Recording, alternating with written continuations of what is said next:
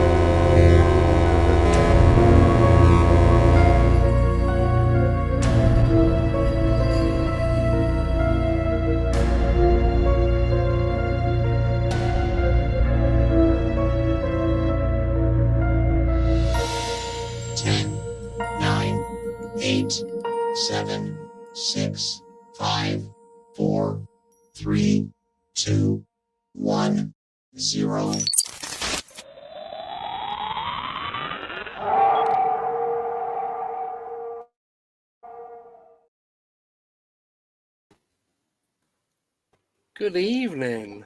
We're here. We're here. That's a better way of doing it. Is it?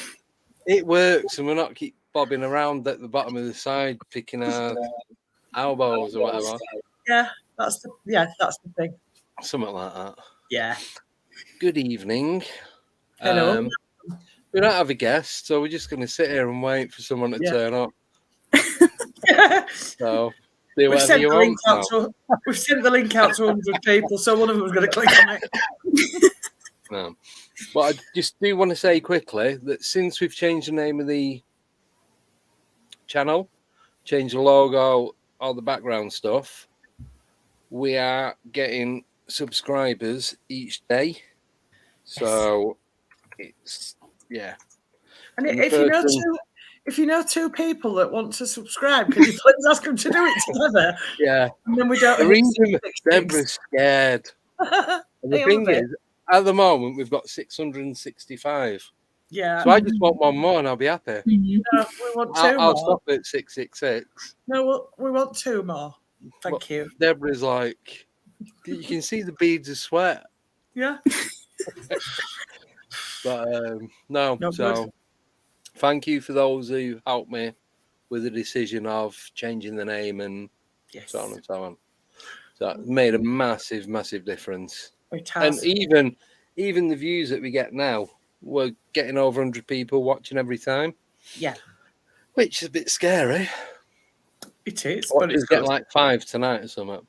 Yeah. Right. So,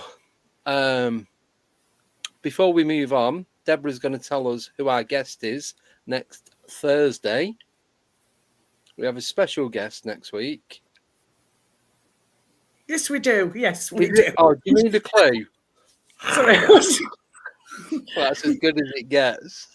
Our guest next week is Vic Cundiff, who you will all know from Dogman Encounters. Yes. And who's on Friday? So I just got my calendar up, don't worry. So, that's going to be a good one. What is? Next Friday. Yeah, it is.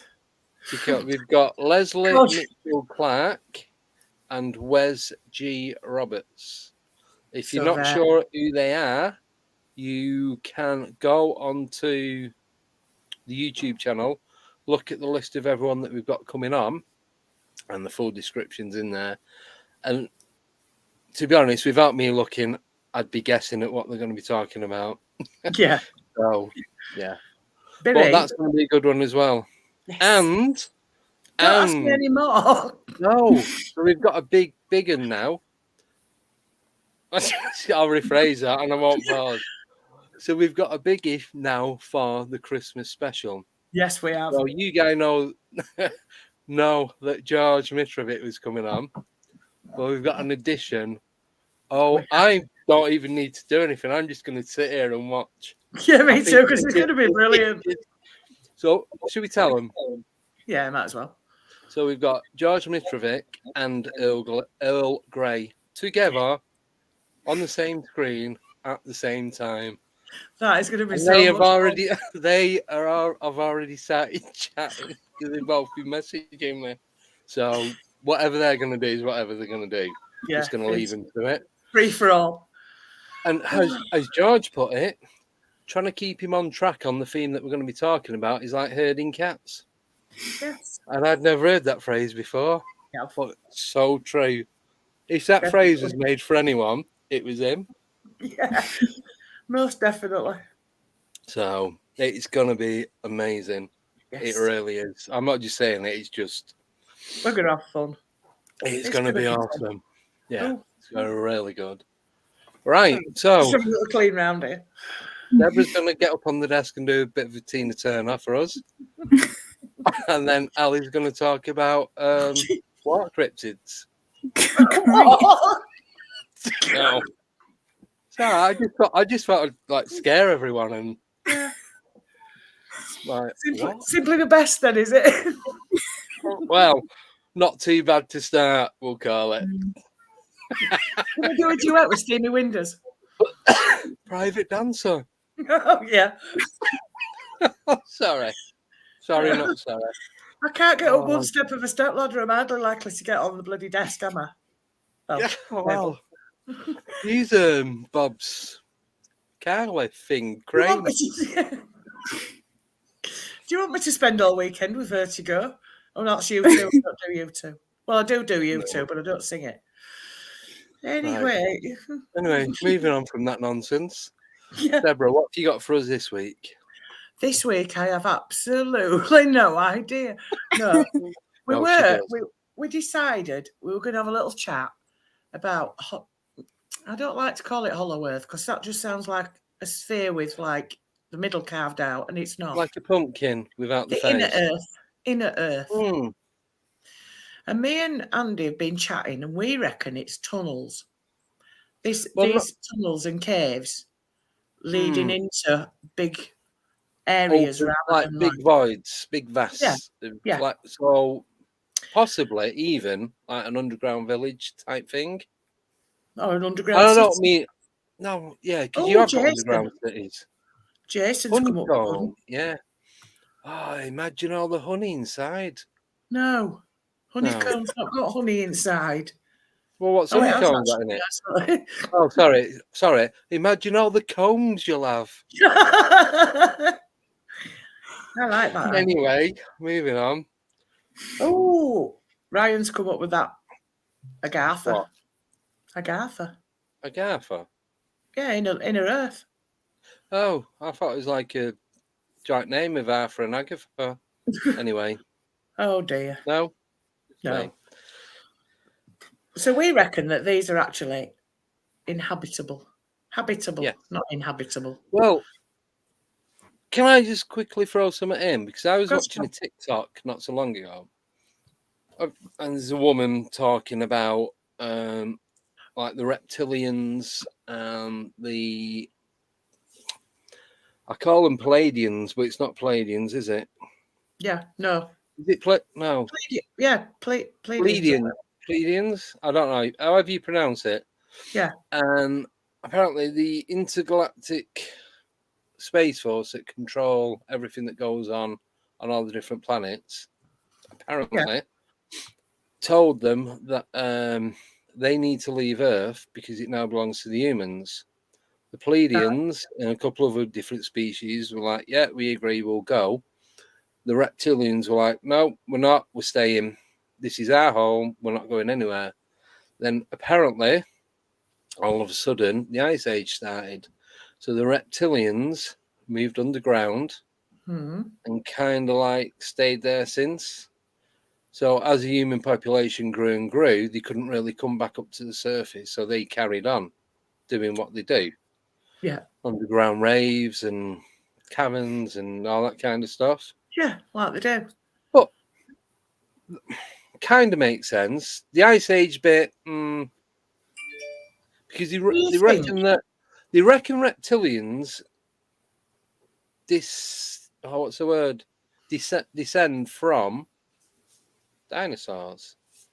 Right. Well, yeah, because they are Which kind of like could be quite feasible.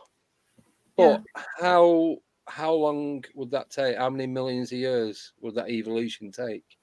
I don't know, to be honest. But do you think that could account for like reptilians when they're encountered being really arsey because like they're having to live underground and we're on top? Possibly. Wouldn't you be a bit annoyed? It's like you're living in your house and someone coming like moving in and you've got to live. You've got to live in cellar. You've got to live under the floorboards, and you come out and everyone's taking photos at you and pointing sticks at you. You're trying to phase in and out. You'd be pretty annoyed, wouldn't you? You would really, yeah, you would be happy. I know we're laughing, but why could that not be true? Well, exactly. Right, so Mike's just put, obviously, reptilians are cold-blooded, so they need the sun to warm up. So if they're inside Earth and the Earth's got a core, don't forget, you've got all these, even though you've got all these tunnel systems and that, you've also got all these volcanoes. These hundreds, if not thousands of them that are dormant, and God knows how many that are alive. When I went to Ventura the last time I went, we went up to the north part of the island. Yeah, and went on a cold trip to I can't remember the name of it. I know where you mean. Just driving along, and it was just volcano. And I think I counted 27, and I got bored. Yeah. So because if they are still quite active in the centre underground, surely you're going to get heat from them. Yeah, that's what I was going to say, because they're going to be hot all the time, aren't they? It's just that they don't erupt all the time. That's it. So that would make I used to have bearded dragons. Oh, I love bearded dragons. You have a heat lamp and you have a rock, because obviously the heat lamp heats a rock, so they stay on the rock to keep warm. Yeah. But then they didn't go on it that often. All right. So I know it's different. There is in a 5-foot vivarium. It's a bit different than being underground, but there must be some sort of heat source underground. Or maybe reptilians evolved and they are warm-blooded now. Maybe you're right. That's all just possibilities. Until I go down and see for myself and take photos and... Yeah, well, if you could be getting on with that... Go on a picnic with one of them, then I've not got a clue. I could get a trophy. You could. You could be handed a trophy. Yeah, you can take my star, you can get a trophy. In fact, you can give them my star in exchange for a trophy. Yeah. The first man underground to picnic with the reptilians. Never to be seen again because I become the picnic. Exactly, yeah. Terry's going back. Terry's not going there. No, but going back to... But then you have, like, Warren was in Iceland last weekend or the week before. You've got all these hot spas in the mountains, hundreds of feet above sea level. Yeah. Yet you go in them, they're like 40, 50 degrees or whatever.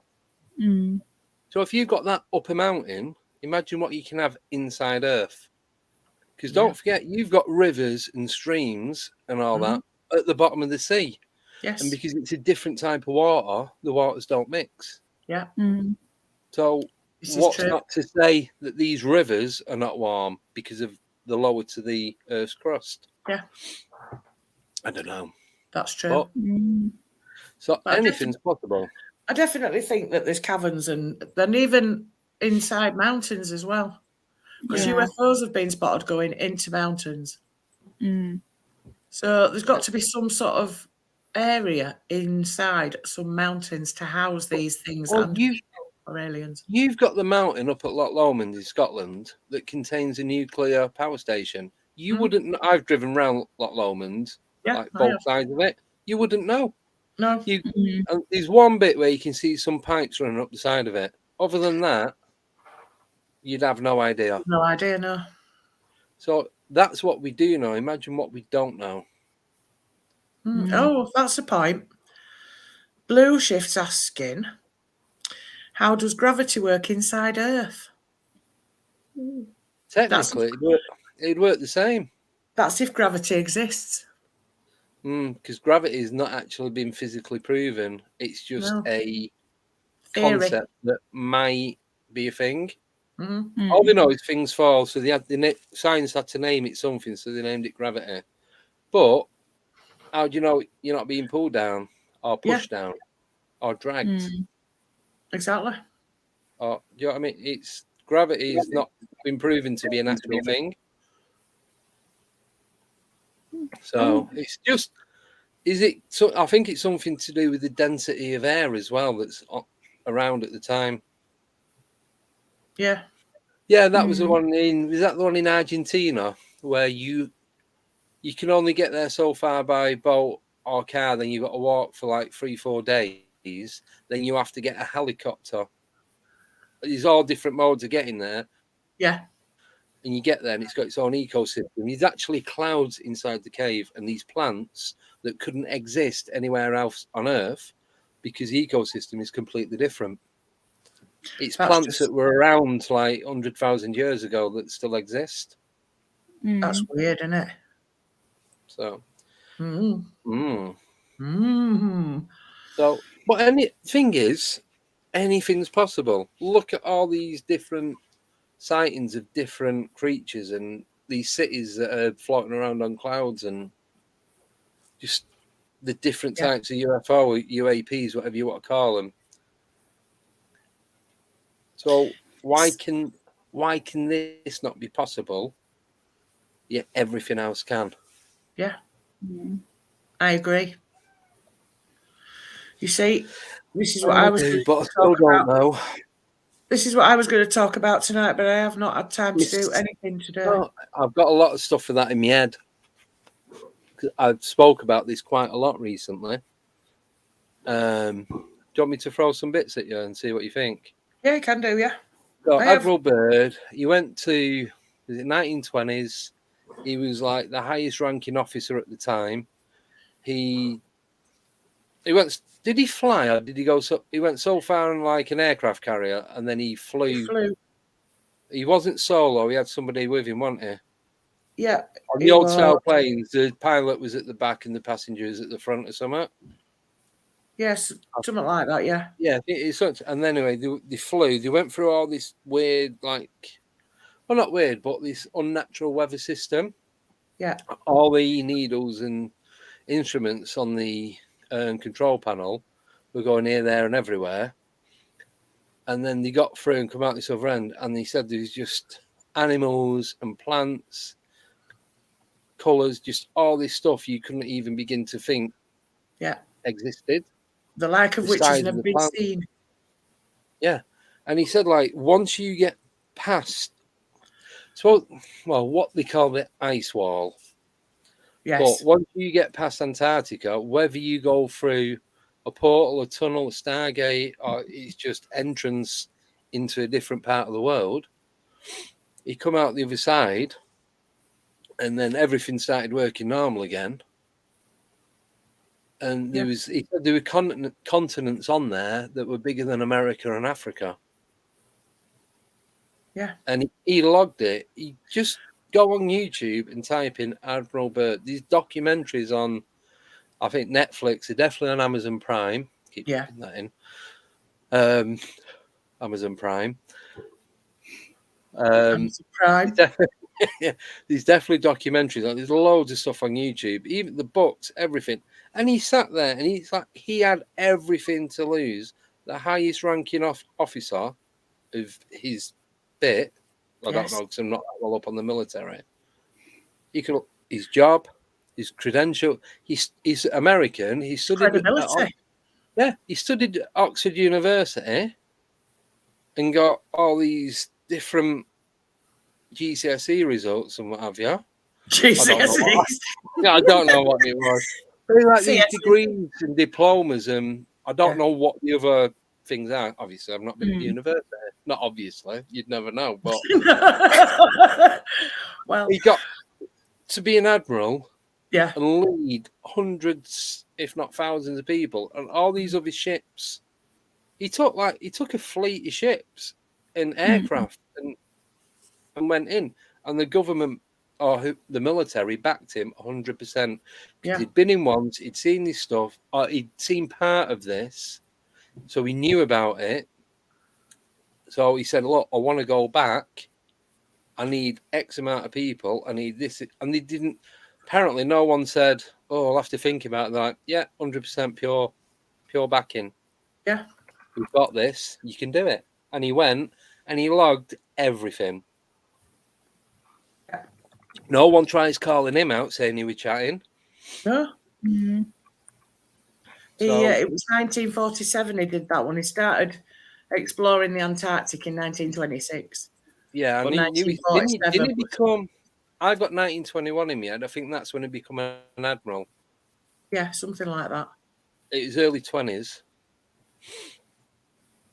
But it's just... I was watching it on TV, it was years ago, and I was just sat there, just staring at the TV, because he was saying there's like pterodactyls and all these primitive animals that shouldn't exist anymore. Mammoths. But then these other animals that we could never even begin to imagine how they look. So are these things that we're seeing, these different type of cryptids, are they coming from inner Earth? As I don't really... Not hollow Earth, but are they coming from under the Earth's crust? Yeah, under the Earth's surface. Are they coming from there? Oh, that's a point, Lottie. Oh, shit, no, that's not Lottie.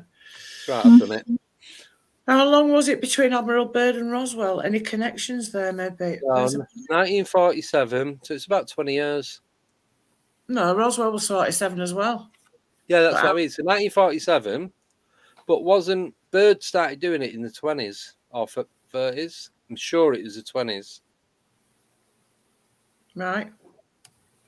I think his first expedition was the 20s. 26. Didn't you say 40s or 50s? 1947 was the one where he went and he was escorted into the Earth. Yes. There you go. And how far is it from Antarctica to Roswell? 666. Don't say that. Yeah, that's the point. Sharon's just saying, did Admiral Byrd get any photos? I don't think he did. These are 20s. Not many cameras about. There is some footage. 1947. Yeah. Yeah, well... Oh, sorry. I wasn't born. Me mum was 1. 1947 was when he flew into the inner Earth. Right. So there were cameras, but there'll have been box brownies on tripods and stuff. I remember watching some footage of him, obviously chatting on the sofa and that, like Parkinson sort of thing. Yeah. Like Glasspool's chat show. And then they showed some footage of him in the, Spitfire type plane. I don't know planes, but the old type planes, like with the 2 engines or the single engine on the front or whatever. I don't know. Right. And they showed some footage of that, and then you could see all like the ships and I suppose what are they called? Carriers. Aircraft carriers. Aircraft carriers and all them at the bottom. There's loads of stuff. So there's a strange noise at the side of me. I don't know what it is. Don't know. Inner Earth coming to take you away. Possibly. Oh, Bob's right down here because the fireworks are going off. Didn't even see him there. I could have quite happily kicked him in the face. Never known about it. Well, not quite happily, obviously. Oh, I'm sure he'll let you know. Yeah. So going back, maybe, do you know what? Maybe there is footage. Maybe he wasn't allowed to share it. It could have got removed, deleted. Could be locked away in a file somewhere. In the Vatican. Mm. So that's the thing. We only know what we're told. And like we were saying on Wednesday, I don't think the government know half the stuff that's actually going on. No. And that's why they're keeping it very, we'll pretend we know, but we'll make it look like we know stuff, but actually we don't really know anything. Right, I've got a bit to read here. It says in the 1947 In the year 1947, Admiral Richard E. Byrd made a flight into the South Polar region of the world. Before he started on the venture, Byrd made a mysterious statement. I'd like to see that land beyond the pole, that area beyond the pole in the centre of the great unknown. In the cockpit of his plane was a powerful two-way radio. When Byrd and his scientific companions took off from their base at the South Pole, they managed to fly 1,700 miles beyond it. That's when the radio in Byrd's plane was put into use to report something utterly incredible. There was a strange great valley below them. For some unknown reason, the valley Byrd saw was not ice-covered as it should have been in the frigid Antarctic. It was green and luxuriant. There were mountains with thick forests of trees on them. There was lush grass and underbrush. Most amazing, a huge animal was observed moving through the underbrush. In a land of ice, snow, and almost perpetual deep freeze, here was a stupendous mystery. Ooh. Did you add the word stupendous? No, it says stupendous. Would you like me to show you it? No, I believe you. That's just not right, is it? It says that it discovered a strange great valley just beyond the South Pole, where the weather temperature, believe it or not, was evidently something like 75 degrees. So that but that's Fahrenheit, so it's what 26? Yeah, I meant Fahrenheit. 25, 26? Yeah, but that's still too warm for the poles, isn't it? It's stupendous, that heat. It's stupendous. Blue Chief just wrote it. I love stupendous. I might use that in my next video, stupendous. I'm going to change my name to Stuart Pendus. Stupid. Yeah. Brilliant. But why have his diaries? And because obviously every time there's like anyone in the army or the police or fire brigade or anything like that, ambulance, when you do a journey, you have to log it. Every vehicle, regardless of what it is, carries a logbook. You have to put in the time and date, where you went and why you went. How many miles you did? Yeah. Your mileage I have to put my start mileage in the morning. I used to have to do it. And then I do my start mileage, the time I start work, the time I leave going out on the road, the time I get back, the time I leave to go home, and my end mileage before I go home. So it's the same sort of thing. And then obviously I've got a manifest with all the places that I've been to. It's the same thing. It's still a log report of what I've done that day. Yeah. It's got to be pretty much 90% accurate, same as. Huh? They'll have had to do all that. Yeah, and they have to do it because this is what I mean. So they're going to have all that on there, and they've got to fill it in. So why have these documents, as far as we know, have not been removed? Why is it still public? Is he actually telling the truth, or is it a decoy for something else? Well, you don't know, do you? Like shifting the wind. If it was a decoy, then it's a bit of an elaborate decoy, and that would make people more curious, wouldn't it? Moon landings is my answer. Fair dues. But you know what I mean? It's like with the moon. Yeah. How big of a deal was that? And I still don't believe. I don't believe we went up in a rocket. No. Stargate, maybe, but not. We didn't travel. Not in a flimsy rocket. Not in a tinfoil paper plane. No. Pretty much what it was. Oh, out together with Quality Street rappers, wasn't it? Yeah, it was basically. You look at the photos. If we went to the moon or any other planet, we've travelled. What is it? Better than that. No, Tracy Island. That's where they went. Yeah, I agree. But if we've ever gone anywhere like that, we've either wormholed it, bent, so when you point A, point B, and you like, so there and there, so you bend the it to the space-time photo. continuum. So from there to there, say that take you 4 months, you do that, take you 2 days. But it's proving it. We don't. The thing is, we don't know. We weren't there. We didn't accompany anyone to all these magical events that have happened. So it's only the people in the know that actually do know. We only know what we are told about anything. And I reckon 80% of that is a load of rubbish. I'd agree with that. Are you eating a pasty? No, I'm not eating a pasty. I was say you don't have to put a picture up if you're eating one, because in your picture you're actually eating one. In that picture, I am eating a piece of pistachio and lemon cake. In a cafe that served the smallest cappuccino I've ever seen. I might as well have taken my own thimble. Sure it was. No, sorry.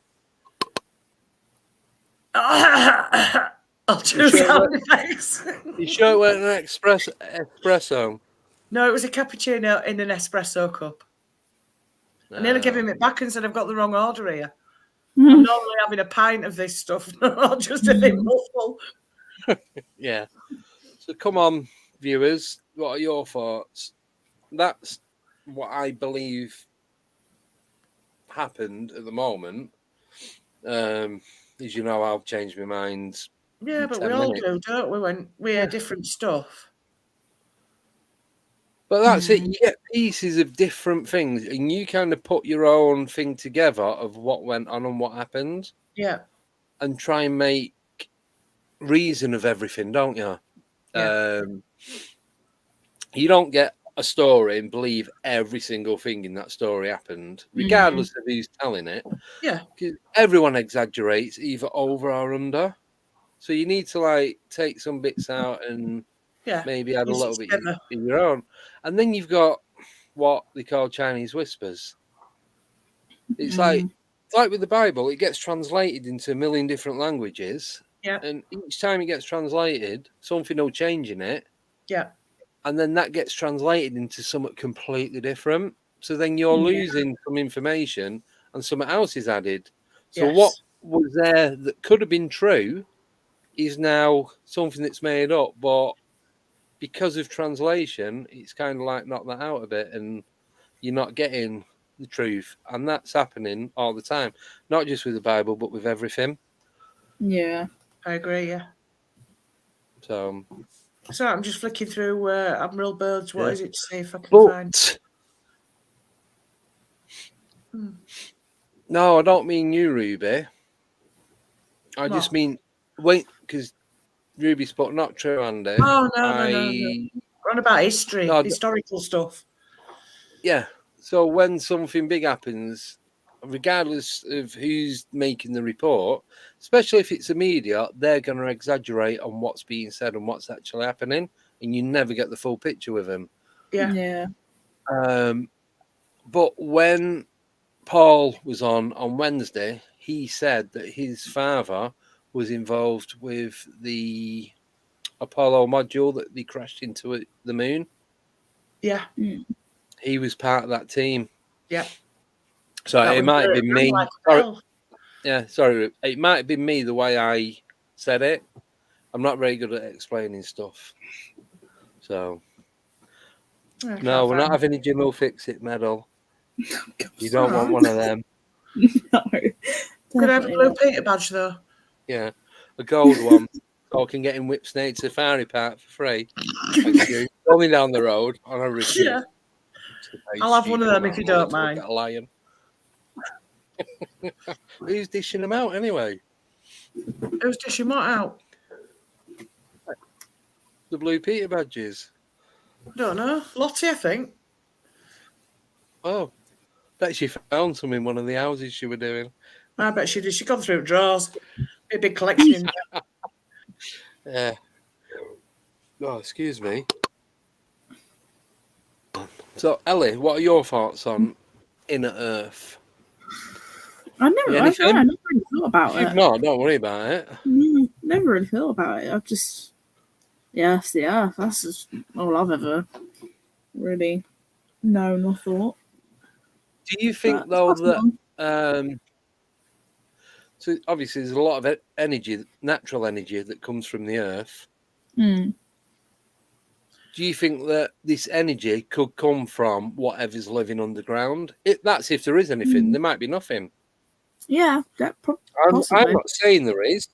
Yeah. That's just my opinion. I believe that if it is to happen, that's how it would happen. Yeah. Yeah. That's definitely possible. I don't want everyone to agree with me. If you don't agree, that's up to you. You're wrong. No, you're not. But everyone's entitled to their own opinion and their own beliefs of what makes sense to them. Yeah. And that's it, really. No, Ryan, I'm on JD and Pepsi Max, and I'm full of a cold. I'm getting that way. That's why, last night was. If I'd have been as ill when I went to sleep last night as I did when I woke up this morning, I wouldn't have been on air tonight. It was that bad. Yeah. I was in bed for 8:30 last night. No, I think it was about 11 o'clock. Not good on a Thursday when I've got to do this on a Friday. Yeah. No, 8:30 and I woke up on and off all night. So all that sleep I had, I didn't have much sleep. Pointless. The only hours I spent in bed was, useless. And I haven't had an nap. So if I nod off, you're going to have to shout me. You won't hear me anyway. Right. I'm going to throw something at you two now. Okay. Yeah? Anyone got any topics he wants to talk about? Let us know. Yes. Bob it in the chat. Witches. Yes.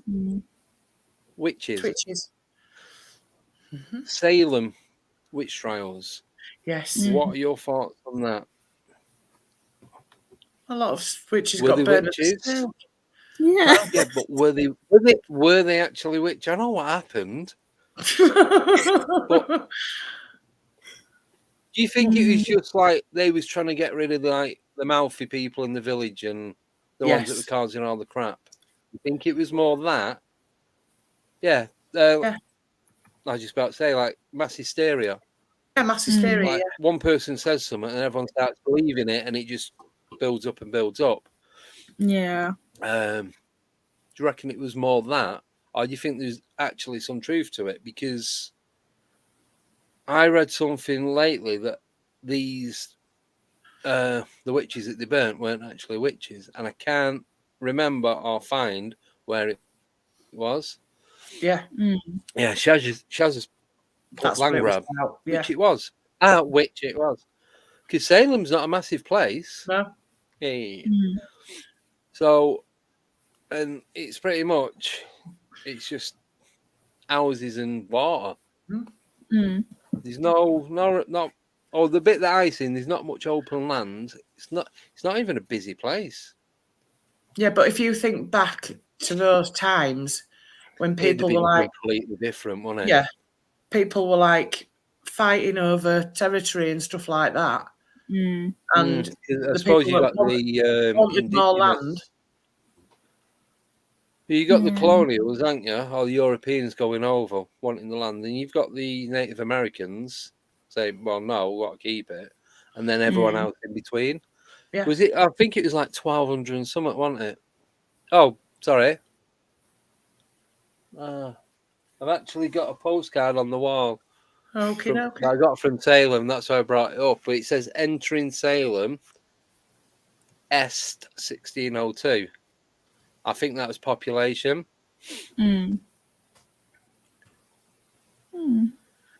So, what are your thoughts, Ellie? I don't know. Are you witchy? I do believe in witches. I think they're not sort of as the media portrays them to be. I think it's more witchcraft than... Yes, it is. Like the occult, like black magic.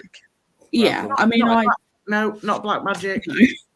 Magic. I partake in it sometimes as well. But I don't know, yeah, whether the Salem witch trials were actual witches or not. I don't know, but it's because they happened. I think elsewhere as well, like Northampton had its own witch trials in the 1600s. Yeah, there's loads in Northampton, weren't there? Yeah, I think I read that the Pendle witches were involved as well in the Northampton ones. Well, your nan's just put, what about the Pendle witches? I was leading on to that. I was going to bring it home a bit. But, yeah, because I went to the museum in Salem. There's a few bits in it, but nothing, it wasn't as good as I thought it was going to be. Yeah, because they make a big thing of it, don't they? Yeah, and I went in the shop bit. I might have been funny. This bit that I'm sat in now was bigger.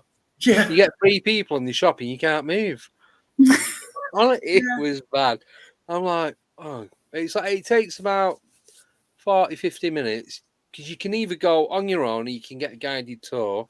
Yeah. Or they have like these ones where they had so you have a guided tour and then you stop at each thing and then they add additional things. Obviously, the more you want, the more you're going to pay. Oh yeah. The cheapest I think is like $25. But it wasn't what I expected. The town itself was creepier than the museum. Right. Yeah. But the museum is right in the centre. But anyone goes to Massachusetts to go to Salem. I think the name, because the name, every time I hear the name, I think of Salem's Lot, which is one of my favourite films ever. Yes, with the creepy fingers. Love it. It's got to be David Soul, though. It's got to be David Soul, not the remake. No. They always ruin it with the remakes. Yeah, they do. And that bit with that kid. Sorry. I couldn't sleep for weeks. You know, I need to rewatch that because it's probably been about 15 years since I last seen it. Yeah. I don't think I've ever seen it. Oh, God. Speaking of witches, there's a new series on Netflix called My Bastard Son and the Devil Himself. Oh. There's only 8 episodes. We're on episode 6. It will have you gripped from the beginning. Excellent. You've got Bloodline Witches and Fairbane. Right, yeah. And and they're against each other. It's, that's all I'm telling you. It's definitely worth a watch. Right. Yeah, so you can't go wrong with the title. Not really. You'll find that easy enough. Yeah. No. There you go. You see, Mike knows. Mike knows what I'm on about there. Oh, vaguely remember. Oh, weeks. Who? Weeks. Took me weeks to sleep properly after that. I love scary movies. So do I, but when I will watch them. I'll watch them whilst eating lumps of cheese and then go to bed. And I still don't get nightmares. No, I don't get nightmares with cheese. No. We watched The Conjuring a few weeks ago. That kind of like messed me up a bit. We had to watch what do you have to watch? Mock the Week or something afterwards before I went to bed. I used to do that. You know when something just gets in your head, it was one of them. Fine. Yeah. Look it out with a bit of "Have I got news for you?" Yeah. Yeah. But, no, there's quite a lot of stuff on Netflix at the moment as well. Sorry, going off topic. There'll be more stuff on Amazon Prime next spring. Hey? I said there'll be more stuff to watch on Amazon Prime next spring. Oh, yes, in May. Yeah. May the 4th be with you. Well, we don't know when it is, but yeah. Well, you don't know if you're getting your jacket back yet, but anyway. So Deb left the jacket when we did the recording. I don't think I did leave it, but never mind, we won't go there. It kind of like ended up there. My darling friend Deborah is going to pick it up for me on Sunday and post it to me. Cheers, Ryan. Ryan subscribed from his other account. Excellent. We're now on 6. No. Let me double. Right, let me move all this. I need another account now. Terry, have you subscribed? 666. All of you subscribe. Has anybody subscribed? Come Are on. you all subscribed? Everyone in the chat, can you please open another account? Because Deborah's she's going to be having kittens at this rate. Yeah, I'll be herding kittens by morning. No, don't like that. So then moving on from Salem, Pendle. Now, I've only ever been to Pendle Hill once, and that was after I'd been to a raving bowlers in Trafford Park, but we'll not talk much about that.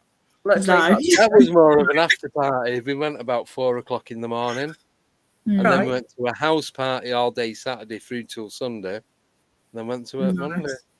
Off my face. But anyway, so that's the only time I've ever been to Pendle Hill. Oh, but I don't know a lot about Pendle, to be honest. I don't really. No, I do want to. I've just checked, Joe. It's 666. Sorry. Right. Jason says he's had some blatant paranormal activity going on lately, so I'm wondering if any of you have any ghost stories. Ooh, what do you want? How long have you got? Ghosties. You've got a few, haven't you, Ellie? Oh, I've got loads. Go on, Ellie. You go. I need to drink. God. Where do I start? I had one recently, which was a bit weird. Oh, go on then. I came in. Nothing like oh yeah, that was definitely paranormal. But I came into my room. My makeup bag had been dumped all over my floor. Yeah. I automatically assumed it was my little sister because that's the type of thing that she does. And she'd never been into my room. No one had been into my room. My mum was home the whole day. She hadn't been into my room. And I always leave my door shut, but she saw that it was open. Right. At one point. So I was like, that's a bit weird. It's just the fact that my makeup's just been dumped all over. And I knew for a fact it was closed because I'd left it by my mirror.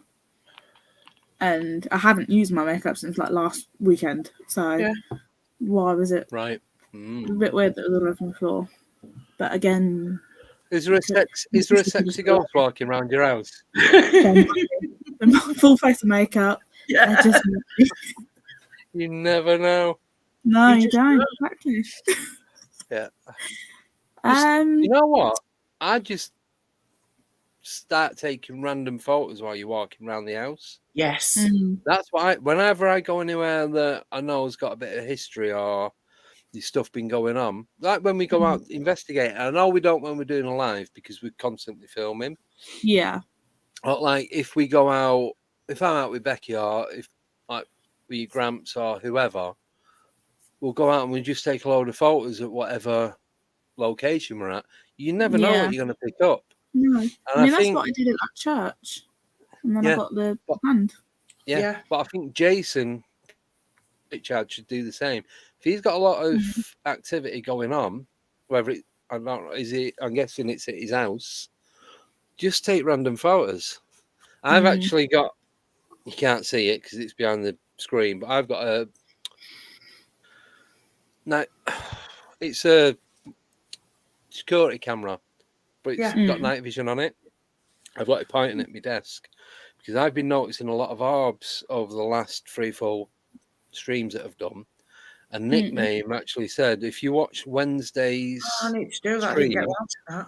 No, I didn't. It's been so busy. At about 1 hour, 10 minutes, I'm messing with my camera because I adjusted it during the break and didn't quite get it right. And where I've got the candle here, apparently there's a big orb, a white orb that just comes across and then, vanishes. But 3-4 weeks ago, me and Deb was on. I can't remember who the guest was. I had like 2 orbs there. Yeah. And they were, I know it's not dust because like now you can't see any dust. I've got a tower fan on there. So if it's dust, it's going to be dust constantly. It's not just going to be a little bit now and again. But these 2 orbs, they just like were there and there. They was moving, then they just stopped for about a second, and then they both just went. And as he got to my head, they vanished. And then an orange one came from that side, did like a loop, and then went down. Now the fan is down here, So if that was dust, it'd blow up or across that way. It wouldn't go down. It wouldn't be being sucked into it. And as I'm watching them, and it was just before I was about I press the live button, and as soon as I press live, nothing happened. But then I had that voice that said, when I was interviewing Nathaniel. Yes. So since then, there's been quite a few. It's not creepy. Nothing feels threatening or anything like that. I don't think it's an attachment from anything that we've been out investigating. No. But there's definitely something going on. But it doesn't feel bad. But I've been doing a lot more with the pendulum over the last 5 weeks. I'm not daily, but 2-3 times a week at least. Even if it's just 5 minutes, just to keep that connection. Yeah. Because I think if you leave it too long, you then have to reconnect. And I think to me, it's not a long process, but it's just a bit of a ball ache. Yeah. I'd rather keep it going and keep it fresh and just keep that line connected. So I believe it's something to do with that, because I've seen quite a few orbs on other videos that have done. There's one when I used to live in Milton Keynes, and my mate used to. He had a 3-story house, 5-bedroom. He used to rent the rooms out, and it was right next to the centre. So it was literally a 5-minute walk. Anyway, I ended up renting a room off and lived there for about 3 years. And the first room that I moved into, when you just go, you get a video and go, this is my bed, this is my wardrobe, there's me a crappy video. It was one of them. But as you open the wardrobe door, you can clearly see an orb just go that drop, stop, kind of look around, and then goes. But where the hinges are, where the door connects to the side panel of the wardrobe, it kind of goes through that. It stops when it gets to that gap. But you can clearly see it's before that. It doesn't go through the gap. It vanishes where the gap is. Yeah. So it's just the little things like that. And I think I'm picking up more on orbs now than anything else. That seems to be what's going on at the moment. But I think our next investigation, we should go back to Toaster Road Cemetery. We do have to gain entry. There is a way without breaking in. We close the gates at 5 o'clock, that's all. You can still get in, you just can't drive in. Yeah, you can sneak in. We can acquire access without getting arrested, put it that way. Well, if you get arrested, don't hold me to that. You're on your own. But yeah, he'll do another and leave you there, Ellen. But when there's me and Nathan and his missus, and then there was Michelle that I used to work with when I worked at Amazon, her daughter and her boyfriend, and we was in, and remember that Fitbit that I had? I know I spoke about this before. I'm sorry if it's boring for all those that have heard it. It's like, so it's not a normal watch strap like that one is. It kind of clicks on, then goes under. Yes. I struggle getting that off all the time, even putting it back on. And I'm just chatting and I'm filming and I've got a laser pointer. Nathan stood on my left, behind him's a tree.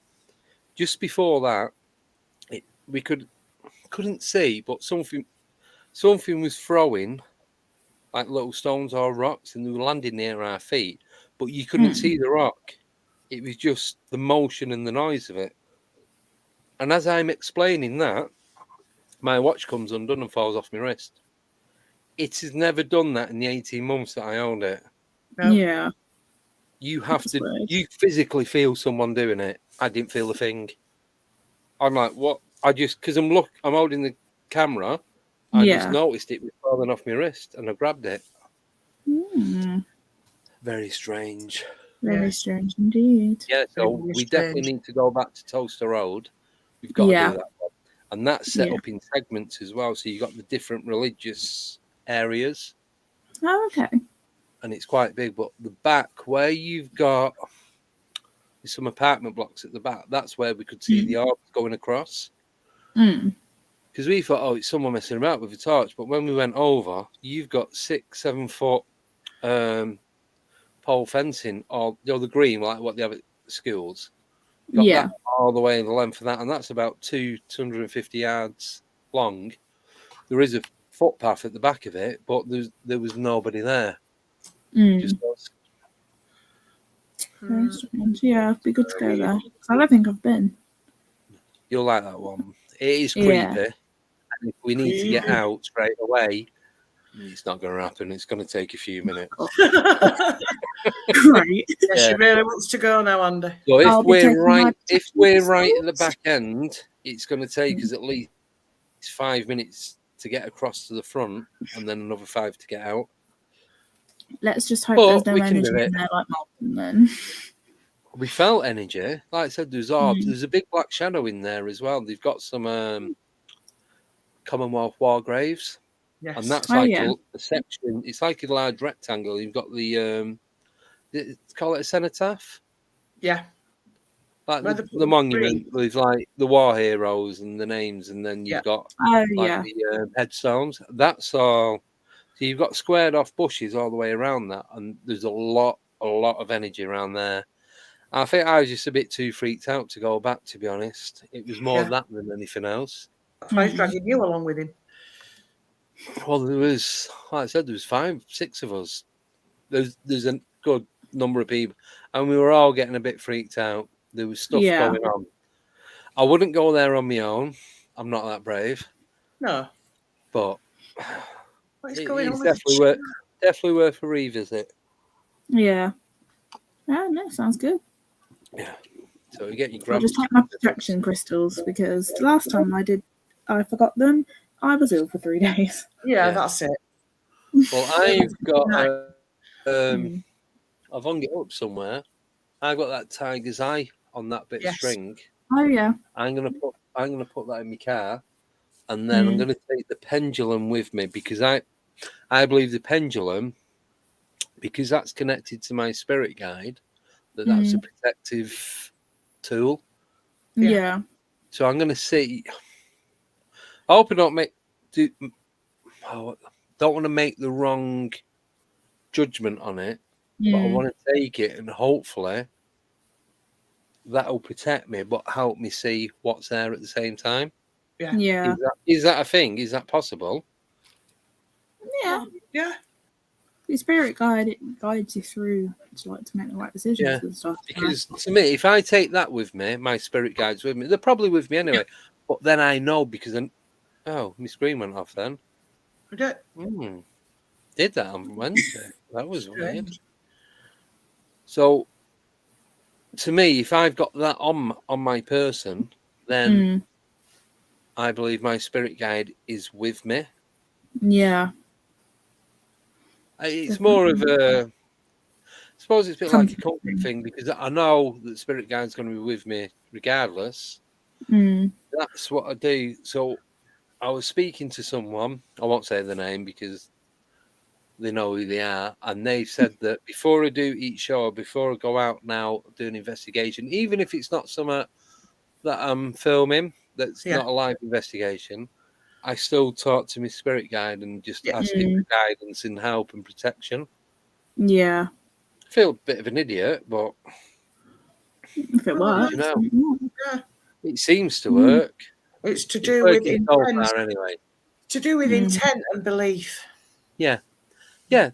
I think if you believe in something so much, then you're putting all your positive energy into it. Yeah. And then you're getting that back, because you're giving everything you've got to the universe. Yeah. If you're giving, then you're going to receive. If you're taking, you're going to get your ass kicked. Yeah, exactly. And that's karma. Yeah. Sharon just basically said, excuse me, God, I'm burping now. Andy, if you believe it will work. Yeah. Because as you guys know, I'm not going to say it on air, but I've asked certain questions to the pendulum with the spirit guide.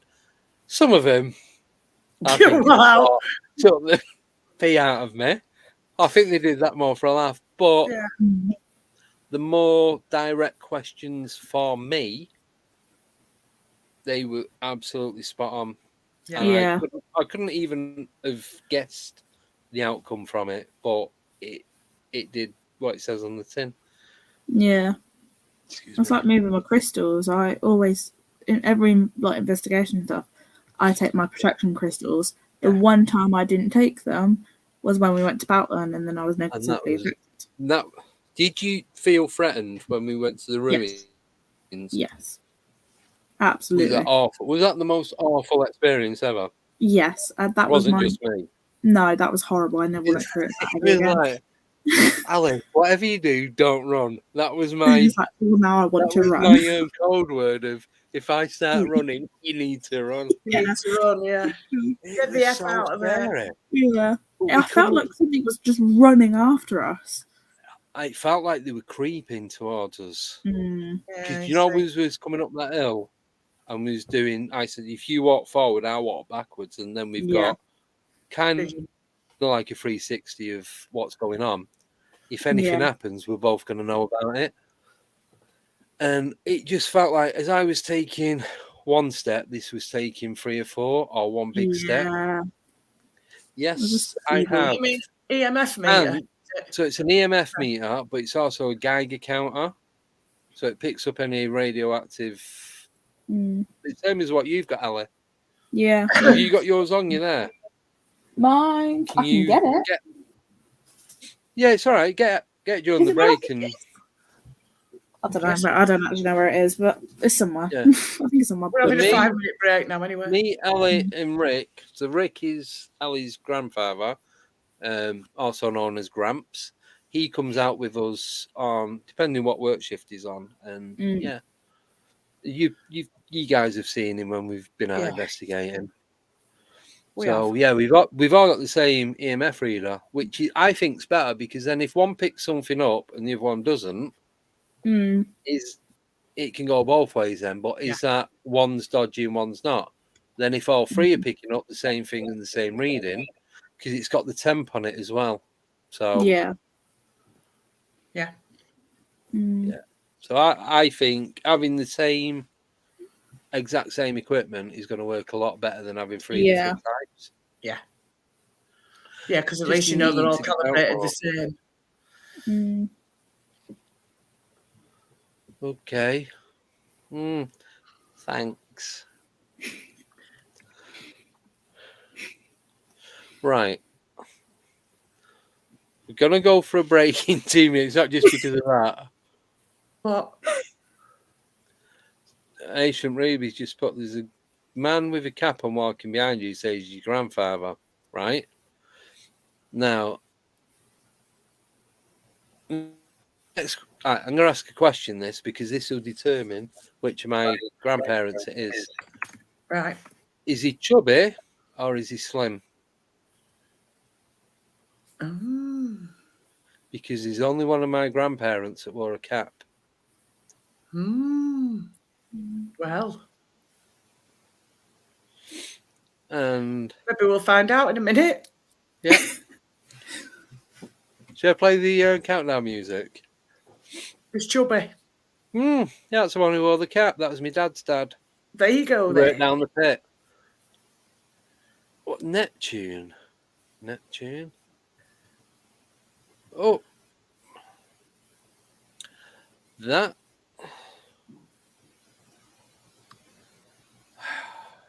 Has he got any teeth? Well, saying that, neither of them had teeth. That's right. I'm just thinking because I weren't even in my teens when they died.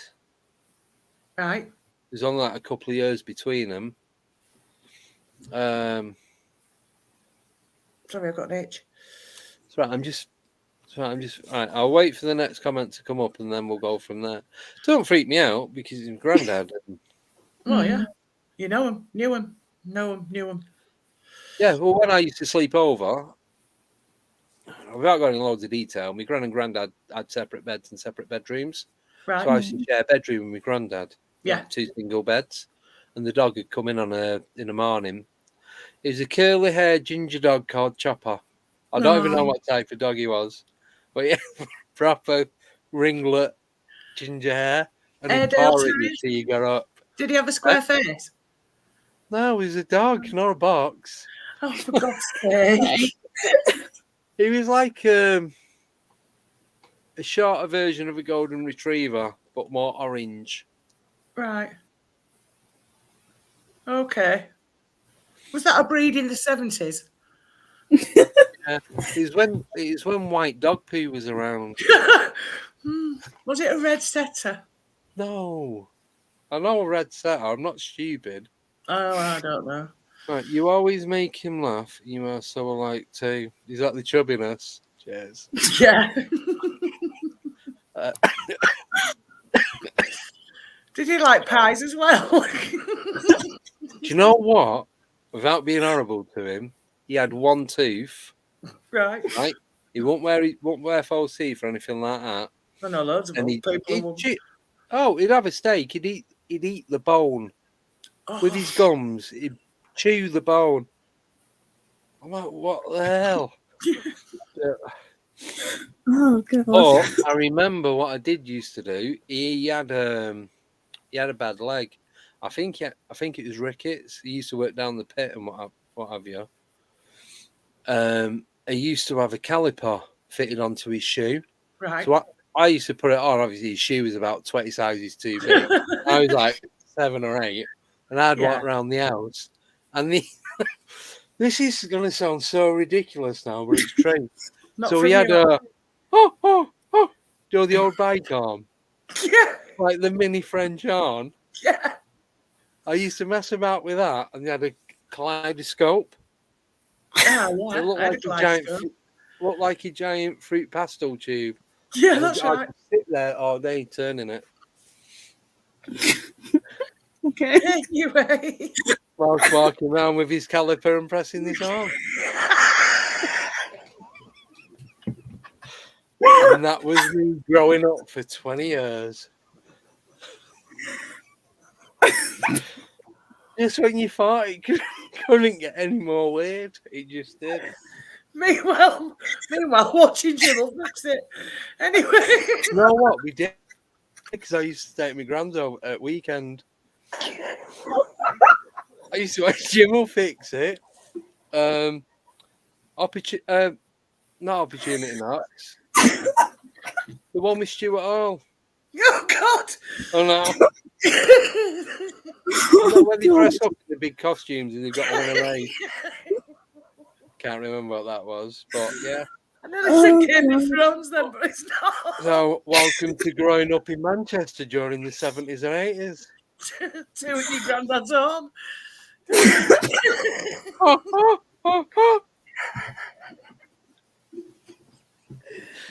we go for a break? Yeah. Right. Now. We're supposed to be professional. You'll remember his he had a bike. He didn't drive. None of my grandparents drove. He did have a bike to get to and from work. Well, yeah, he looked pretty silly in a car sticking his hand out, doing his own. He did have a bike. Oh god. Weird. Oh, I can't breathe. Yeah. Anyway. Oh, and then my brother used to go in and nick. Do you know the fingers for making trifles? The sugar-coated ones. Yeah. He'd go in and nick them, and me and him would just be sat on the sofa eating them. My granny got to make a trifle. He's like, "Oh, my trifle fingers," and we both just sit there like that. Yeah, with your cheeks full. There's only us there. Who else would it be? Birds could have got in. What, the pantry? Yeah. The crows are quite partial to trifle fingers. Right, go for a break. You guys need yourselves. I can't be bothered. Right, see you guys in 5 minutes, and don't trip out too much on the mosaic design of the video. Oh yes, the new video. Yeah. See you in 5. See you in a minute.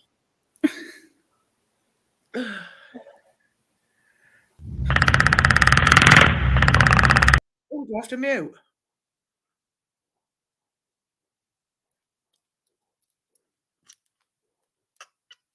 What is he on about? Am I muted? Oh, I don't know what's going on. What are you doing? You're talking to yourself. No, I muted myself and not you, and then played the intro video. Oh dear. Sorry, I'm just thinking of me one-man unicycle band. I was eating trifle fingers with my brother. Anyway, right. Yeah. If that must have been an alternate reality. It's got to be something. That was even quicker than normally is that break. Right, should we go on a break? Yeah, let's have a break. Mute yourselves. Goodbye.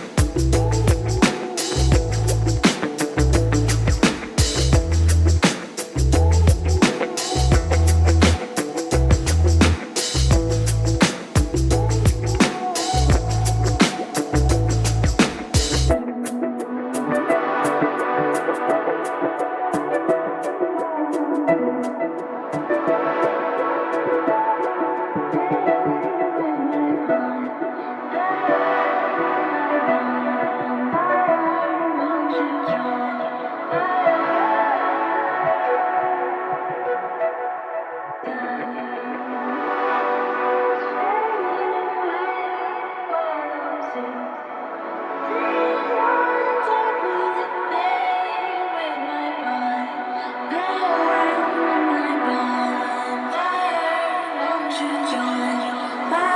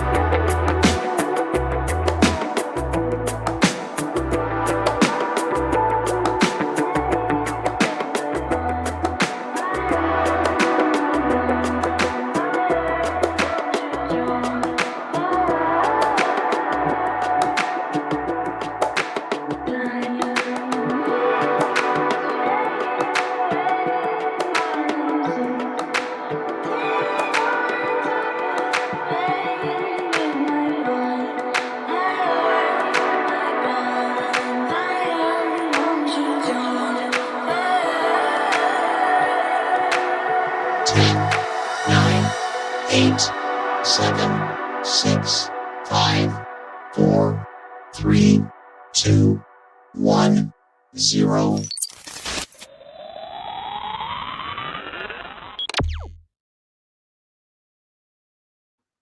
I've remembered.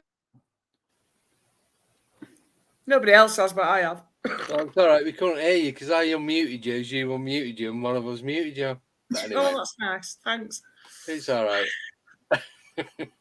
My eyes are still watering. Oh, sorry. Well, you ask a question. I'm not going to give you part of the answer. You're getting everything. You should know this by, should know this by now. Microphone's halfway around the world. Yeah, if you ask me a question, you're going to get the full story. Because people say, "Oh, you give too much information," but I want you to be able to picture what exactly is going on. Sorry, fireworks. Not your ass. All right. No, it's not. Not my ass. Not that time. Because when someone tells me a story, I want to be able to picture exactly what's going on, where you are, the surroundings, and all that. And that's why I go into so much detail about it. I can give you, seeing a UFO. Oh, yeah, I was messing with my granddad's arm. But it doesn't sound right. Do you know what I mean? So, it's, yeah. And Deb's gone. That's it. The end. Please stop. But I'd rather go into detail and give you the full picture. I think we've got it. Yeah. Half the time, your granddad weren't there.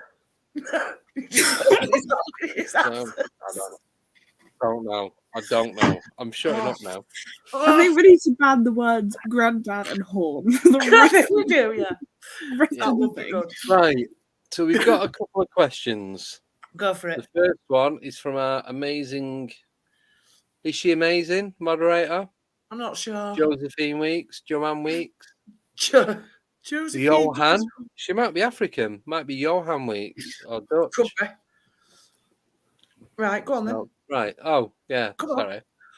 What do you think witches are and do? I'm a witch. You're not allowed to answer. Ellie, what do you think witches are and what they do? I'm a baby witch. Am I still allowed to answer? My God. See, we know what we're doing. Wow, that's very questionable. Well, I believe the original thing of witches are for protection. I think there's more for protecting, not just themselves, but like obviously going back into like I suppose the Dark Ages, isn't it? Really, where it all stemmed from, is to protect the villagers, not, but also the food stock like the goat, sheep, cows, poultry, all that kind of stuff, just to protect everything, stop anyone coming in and savaging it. Savaging, is that a thing? Yeah. But stopping everyone coming in and destroying what they've got. It's like these villages were like elongated families, weren't they, really? Yeah. But so to me, you protect your own. To me, witches back then were more wise women who knew all the things to do with herbs and what treated you. Yes. And they played the role of midwife, advisor, whatever. Do you not think that was more? Oh, what did they call them? Like, not gurus. There's another word. No. Sage. Like, they have them in tribes now. I can't shaman. Yeah, like shamans, sort of thing. They were the person that you went to. Yeah. To protect the crops and to protect the wildlife, not wildlife, farm animals and stuff like that. Yeah, it's like the stuff that you need to survive. But I suppose then they'd be a bit like an alchemist or a chemist or whatever you want to call it. They'd know what food went with what was poisonous, what would kill you, what would make you ill, what would make you better, what different types of plants and herbs would cure different illnesses and diseases that you've got. Like, say you got stomach cramps or headaches, they'd know what to feed a person. Yeah. Deborah, you should have gone before. I'm getting really fed up of this now. We Are aren't you even sure on. they're not going off in your other room? Possibly, yeah. They sound like they're going in the back garden, to be fair. But anyway. I don't know where Bob's disappeared to. Oh, he's there. It's all right. But, yeah, that's... Did not put it up? There we go. Oh, do you take it down? Yeah. Yeah. Yeah, because I put... So, obviously, you to avoid from that. Yeah. Because one's a practicing witch, one is a witch. Yeah. And I'm just one big foot arm blowing, trifle finger eating kaleidoscope kid from the 70s. Yeah, you are, yeah. Oh, God, what a That's title. you. Yeah. You could be a wizard if you had a scar on your without pausing. Huh? You could be a wizard if you had a scar on your forehead. Yeah. Be like a really crap one-man band. Yeah. Yeah. Without the music. Well, apart from your horn. It's not really music, though, is it? Not really, no. Not when you're just going... No, not when you go to school and all you're good for is playing the triangle or the glockenspiel. Oh, no. And not both at the same time.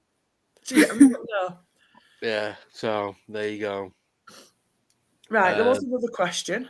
Yeah, from Suzanne Garner. Yes. Well, we did. We said earlier, really, didn't we? We should know a bit more about that, seeing as it's our country.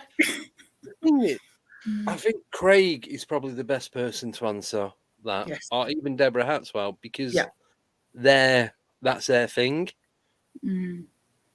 Like Craig lives literally, you could probably see it from his window.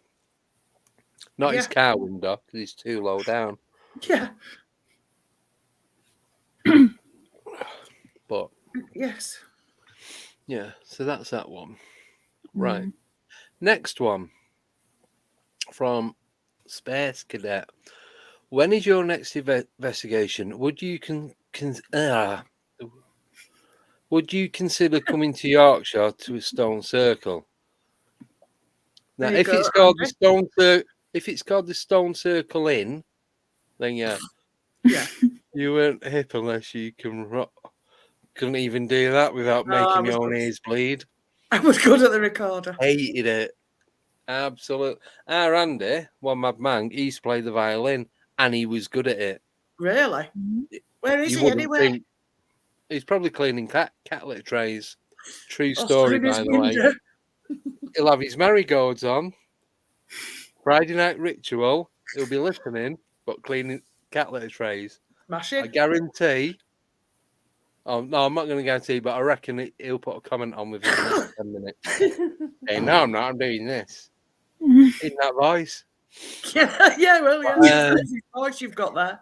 Yeah, well, that's what I want to do. I want to start going further afield, doing investigations. I want to go to the New Forest. I want to go to Cannock, definitely. Yeah. There's a place called Giant Sea, which is in between Manchester and Bolton, a place called Ringley. I actually used to live 2-minute walk away from this place, and I never knew there was stuff going on in here. There's orb sightings, UFO, green man, like wild man sightings. Yeah. People. I think it was people were missing time and all that. But you got the train line, and we used to go in a tunnel called the Wind. There you go. There's his emojis. Told you he's cleaning cat litter trays. I guarantee you he's cleaning cat, and he's got his pink marigolds with a fluffy cuff. Honestly. Well, we used to go in the tunnel. It's called the Windies. So you go in the tunnel, and because it's a straight tunnel, the wind would blast through all the time. And even when we go in the day, that was kind of freaky. And that is literally, not even a 5-minute walk from when I levitated and then fell off that bridge. Yeah. It's in a place called, true story, Knob End. Yes. Which is what I call you on the morning when you ring me. Cheers. But, yeah, so that was that. Ooh, there we go. That's a comment from Mike there. Hang on. So yeah, I do want to go. Sorry, Not that one. That one. I do want to go to different places. I need to meet up with Warren again. I want to do Highgate Cemetery in London. Oh yeah, that'd be a good one, Ali, because he's apparent vampire graves in there. I'd love to go to Highgate. But it closes at a certain time. But if you contact the council, you can get permission to go in, and somebody will actually let you in and wait at the gate for you and all that. You have to lock it for the vandalism because of the size of it and that. Yeah. But another good one is Southern Cemetery in Manchester. It's right near Moss Side. It's on the Princess Parkway. Massive cemetery. And I mean, you drive down, you're doing 30 mile an hour down one stretch of it. It'd take you 3-4 minutes to drive along. And that's just one bit. And then same again on the other bit, and you've got 2 halves of it. You could do a week in there, not see every grave. Wow. That's big. There is a place, I went past it today near Saffron Walden, going out towards Norfolk? No, Essex, the airport between Cambridge and Essex, Stansted. And it's called it's on the little place, and it's called Castle Rising, and it's like castle ruins, and they're on top of a moat, but this moat is about 200 foot up in the air. Well, the moat's not. The hill where the castle is about 200 foot. There's still quite a lot of the castle left as well. Right. My marigolds are on, but not for cat trays. Much difference. I'm washing pots and trying to calm my cats down from the fire. I know, we're all doing that. Well-ish. I don't know where he's gone now. He's the one letting him off. Off his balcony. No, I meant Bob. God, Bob there with the Catherine. Bob's lighting the Catherine wheel and throwing it out to the foxes. He's not even doing it. The foxes are after him for non-payment of wages. But there's this Castle Rising, and it's only a little village. It's right off the main A road, but you can park up. Right. I think we could park up and go there, and we could do a few hours at night and investigate the area. And there's a couple of cemeteries close by. Sorry, excuse me. But yeah, that's one. There's a large cemetery in Rushden as well. On I think it's Newport Road. So Deb actually has a list from when we started doing this, but next year we're going to be doing a lot more investigations. That's why we're doing the triple. Paratrangle. Paratrangle. So it's 1 week guest, 1 week studio, 1 week investigation. Paratangle. Yeah, any investigations that we do will be on TikTok. They will be in portrait mode and not landscape. I'm not going to mess with anyone's head anymore. Yeah. And they're not going to go onto YouTube. I'm going to put them onto my Facebook profile. So you can, even if you don't watch the gold, you can just go on my Facebook and watch it on there. So, yeah, but I would go anywhere within reason to do an investigation.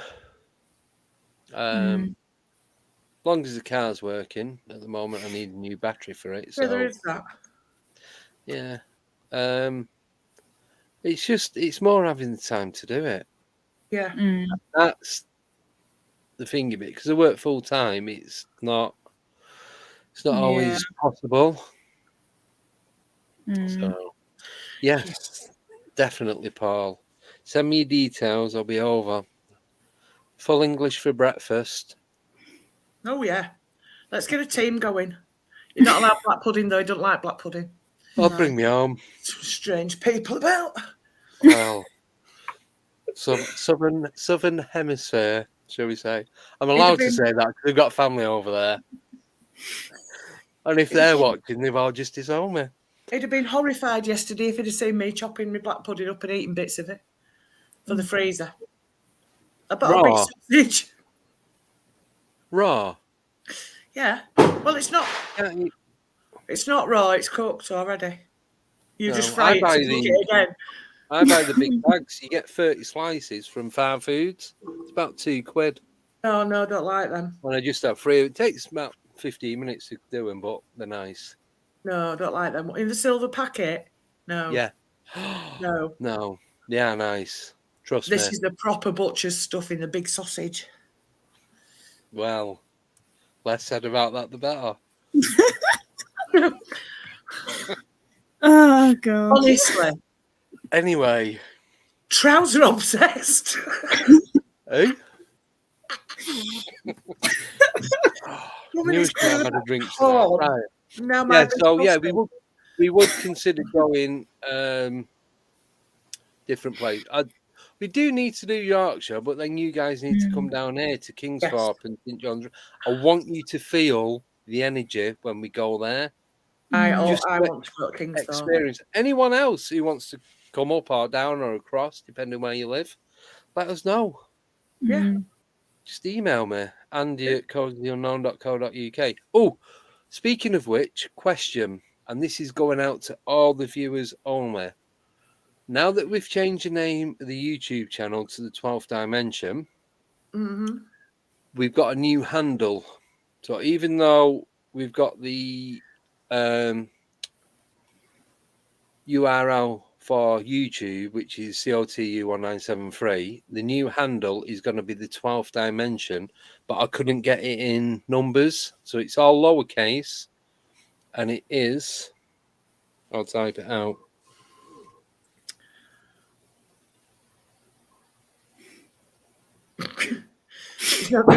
He's not doing a good enough job. His tongue's not out.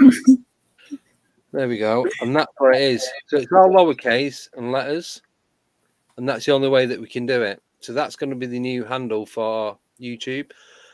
Question. Do we change the website from Codes of the Unknown to the 12th Dimension? Or do we keep them as two different things and keep both names? I'm happy to keep both, but it's what you guys want. You're the ones watching. Yes. Yeah. So you lot decide. You decide. What was that? Yes. Yeah. So yeah. What was the saying before that? I have absolutely no idea. Right. Ellie, you anything to throw there? No. No. Anyone in the chat listening to any of the WD we were saying? Anyone anywhere? I'm not having to stop it and watch it back to do another live just to try and remember. Just to catch up. Anyway.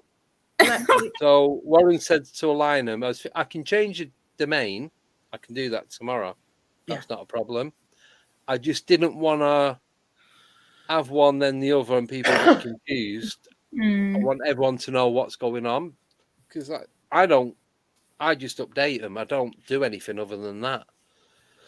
So it's you guys that go on it and look at the stuff that Deborah's supposed to be putting on there, but never actually sends them to me. What am I doing here now? What's going on? Who is it? You. Anyway, so you guys decide. What did he say then? I missed that. I was busy. I was saying about, do we have them two separate entities or do we have it as one big thing? Warren said line them together so it brings it all into one place. Yeah, I thought about that and I thought about keeping them separate. I'm happy either way. But it's you guys, that go on them and look at them and do all that. I just do all the background stuff and make sure it's still working, basically. Yeah. So what you lot decide and we'll go with majority. I'll put a poll up. Poll.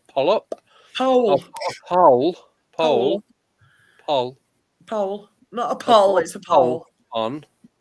I'll leave it on till next Friday and then see what you decide. Yes. I'm going to do it on YouTube. So it's either going to be COTU or it's going to change to the 12th Dimension. Probably keep the email addresses. Can always change them over. It doesn't make much difference. It'd just be, you can't contact us on the codesoftheunknown.com, but you will be able to get us at codesoftheunknown@gmail.com. Joe, can you take that out, please? Thank you. Faster than that. Get on with it now. You should have been up by now. Anyway. Well, we've got a slipper on the end of a whip now. Yeah. So, Slipper of doom. hold thy fingers out. I want Ellie's Nan's question up now. Anyone have any views on the Bermuda Triangle? I think it's a magnetic anomaly. But isn't that called the Devil's Triangle now? I don't know. Is it? Because you've got another one called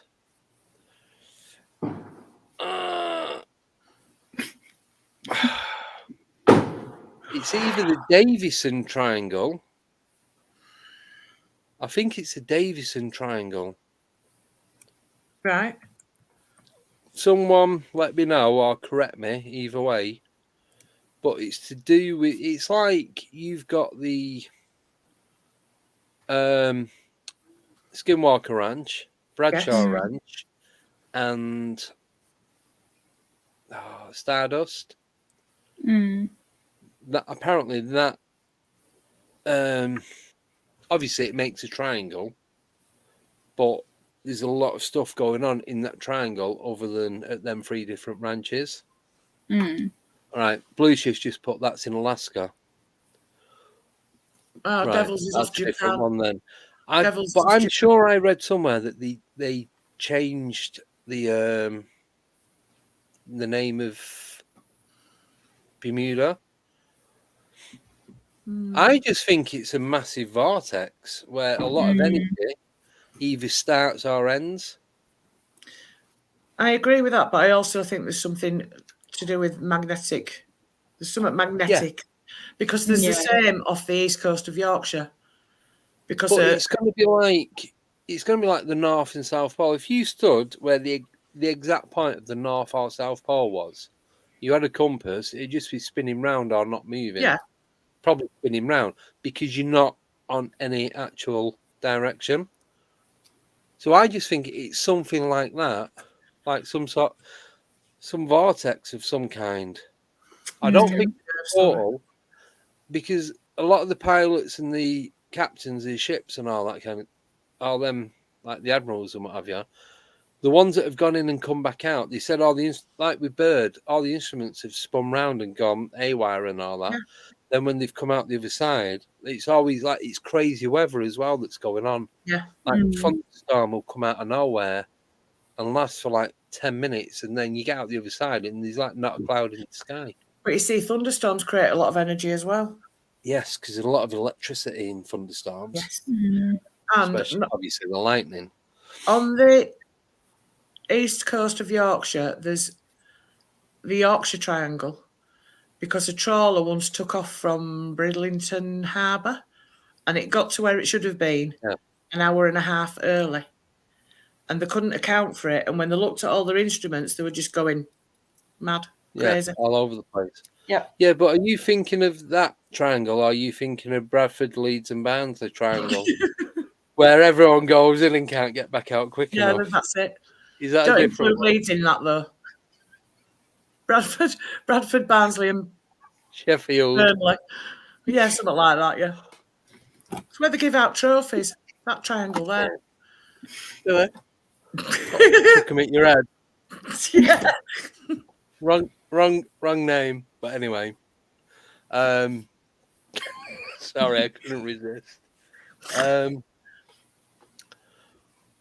That is right. Sorry, I'm just putting what Ancient Ruby put up. That is only what they tell you. Planes and boats, people disappear, never return. Yeah.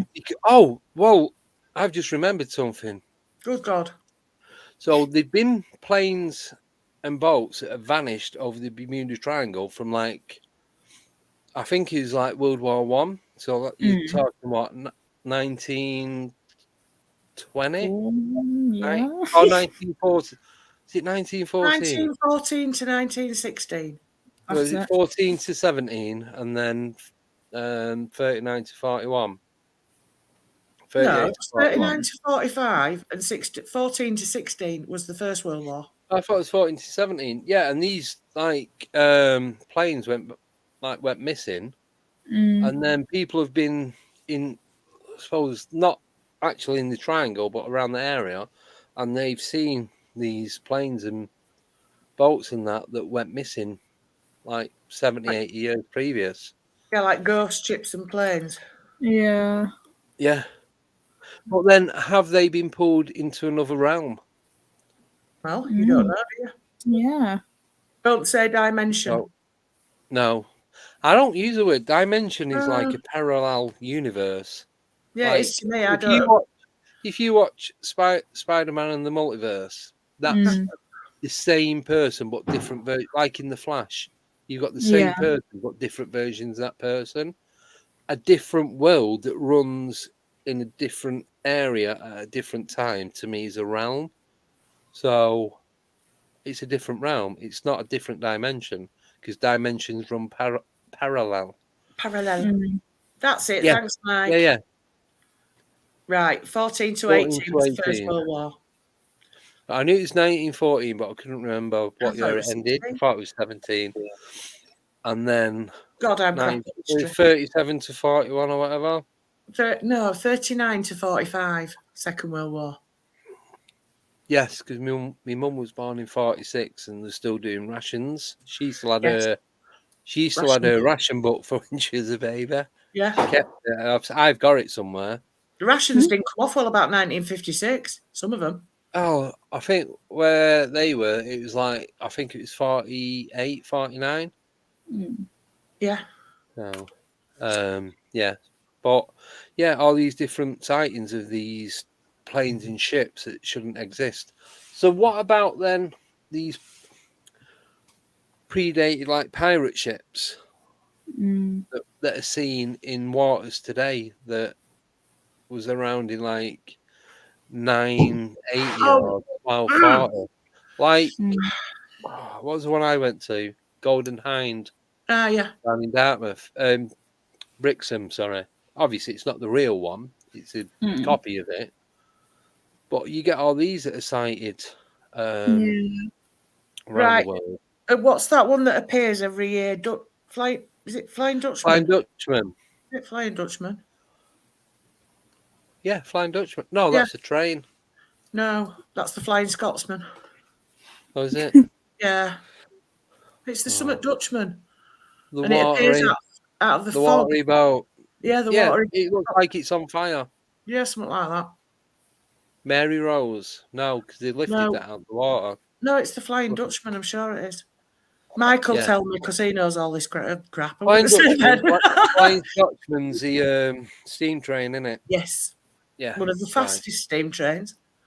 The fastest steam train of its time. Ever. In the world. Closely followed by the Mallard. Yes. Excuse me. Only know because my brother had an electric train set and he had the Mallard on it. Oh, I always wanted a train set. I just never had any room. No, not a real size one. Oh, maybe that's where we're going wrong. There we go. You see, Paul knows his trains. Mallard, end of, mic drop. Yes. Yeah. I love the shape of the Mallard. Yeah, I do. Just the way it was rounded at the front and it just smooth down the sides. Yes. Yeah. So. There you go. Are we on about Maglev, Ancient Ruby? Not London Underground then. No, Maglev. What is it? Magnetic. Maglev, the ones that run on magnetic lines. Well, they don't run, do they? They hover. Like, yeah. Yes, I read a series of books. Please don't ask me what they called them because I can't remember. But I reckon they were true. A series of books. Volume 1, 2, and 3. No, it was volume up to 7, actually. I read 7 books. But they were all to do with underground alien bases and maglev trains and soldiers, and it was all too detailed for it not to be real to me, but there you go. Yeah. Anyway, so that's that. Yeah. So there you go. Right, next question, and this is probably one of the best questions we've ever had. Forever. So this is from Ancient Ruby. Do you want to communicate with the other side more clearly? Right. You guys go first. Yeah, I suppose. Well, I suppose we all would, wouldn't we? Really? Yeah, I would. Yeah. So rather than just little hints, I'd like to sit down and talk to a ghost. Yeah. So Yeah. so communicate in what way? So I use the pendulum. mediumship. So using dowsing rods, using a Ouija board. Is it like direct, so you know that you're going to be talking to that person that you want to contact? It's not a trickster. It's not someone pretending to be somebody else and taking the mickey out. Yeah, it's got to be that person. If it was guaranteed it was going to be that person, then it wouldn't scare me. No, definitely. So many questions. Yeah, like what is it like? Yeah, like why is there a waiting period? I know why I think I know why there's a waiting period, but why the waiting period is a certain amount of time for each person? And do you get a choice? Do you get a choice of where you go once you pass that time frame? Yeah, I think so many questions. I think the waiting period sometimes is because the people that have passed over can't accept that they've passed over. Or they don't know what to do next. How it all works. If they've not got any guidance, well, I'm not being thinking, but you come into this world on your own and you leave on your own, regardless. Yeah. Forget everything else that's going on. Into detail, you come in naked, you leave naked. Yeah. Yeah? And that's it. And you're on your own. No book. You learn what people tell you, whether that learning process is correct or not.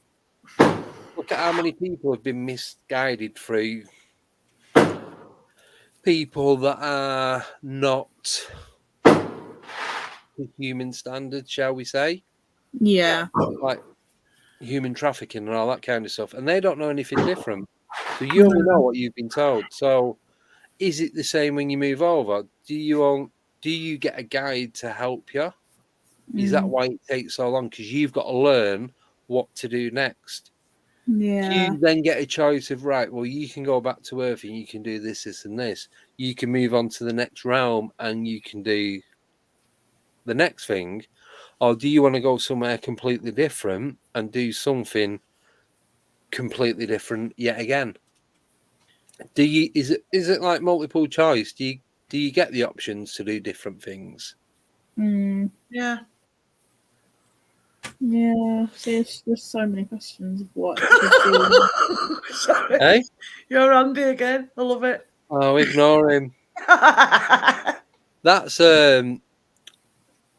typo because he's got his marigolds on. Yeah, right. Yeah, that's a good test actually. But I'd probably bump into a lot of things, even in my own house. Yeah. No, I can do that. Because I get up so early in the morning, I don't try not to turn the lights on, so I've got to know where everything is. Yeah. And when I had my Halloween costume, the amount of times I poked myself in the face with that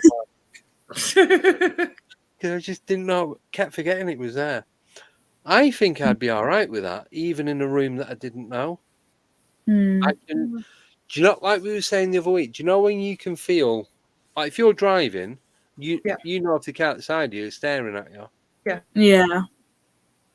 And it's that, to me, that's a type of energy. I don't know what type of energy you call it, but I think it's the same. If you've got a blindfold on, especially with what me and you do, Ellie, when we go out investigating, we're in the dark. We can only see what's on the camera. Yeah. When we pick that fox up with the night vision binoculars, we would never have known that fox were there unless we picked it up. Yeah. Same at So Kingston. when we walk, Same at Kingston. Without like the cameras and stuff, we wouldn't have seen those other foxes that were running around. Exactly. So we're walking about, and we were not falling up. Right now and again, we trip up because busy filming or we're recording or taking photos or chatting.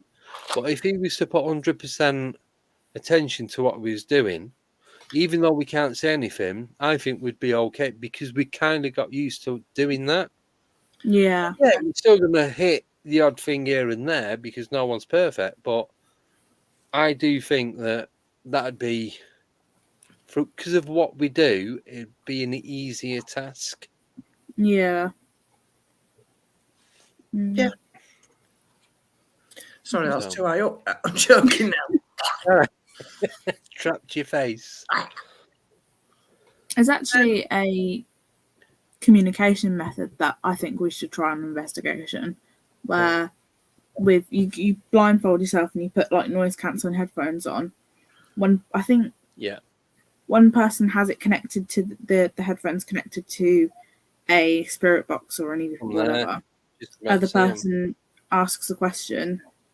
Yeah. So then you can't hear what, like if I had it on, I wouldn't be able to hear what you're asking. So whatever I'm hearing through the spirit box is the answer to the question that you can't hear. Yeah. Yeah. I think we should try it one day. Definitely. Okay, right. So going back, there's a series that I used to watch on Netflix. So going back to the communicating with the other side, they used, I can't remember what the program was, but they used a thing called a necrophone. Yeah. So you'd pick it up and you'd be able to speak directly to whoever you wanted on the other side. Now, is that necrophone just, it's not a spirit box, it's a board with lights and valves and all that on it.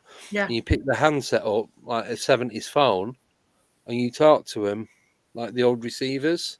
Do you know what I mean? Yeah. Whatever you call them, one of them. Could that be a thing? Or did they make it up for the TV show? Well, I don't know. It makes you wonder.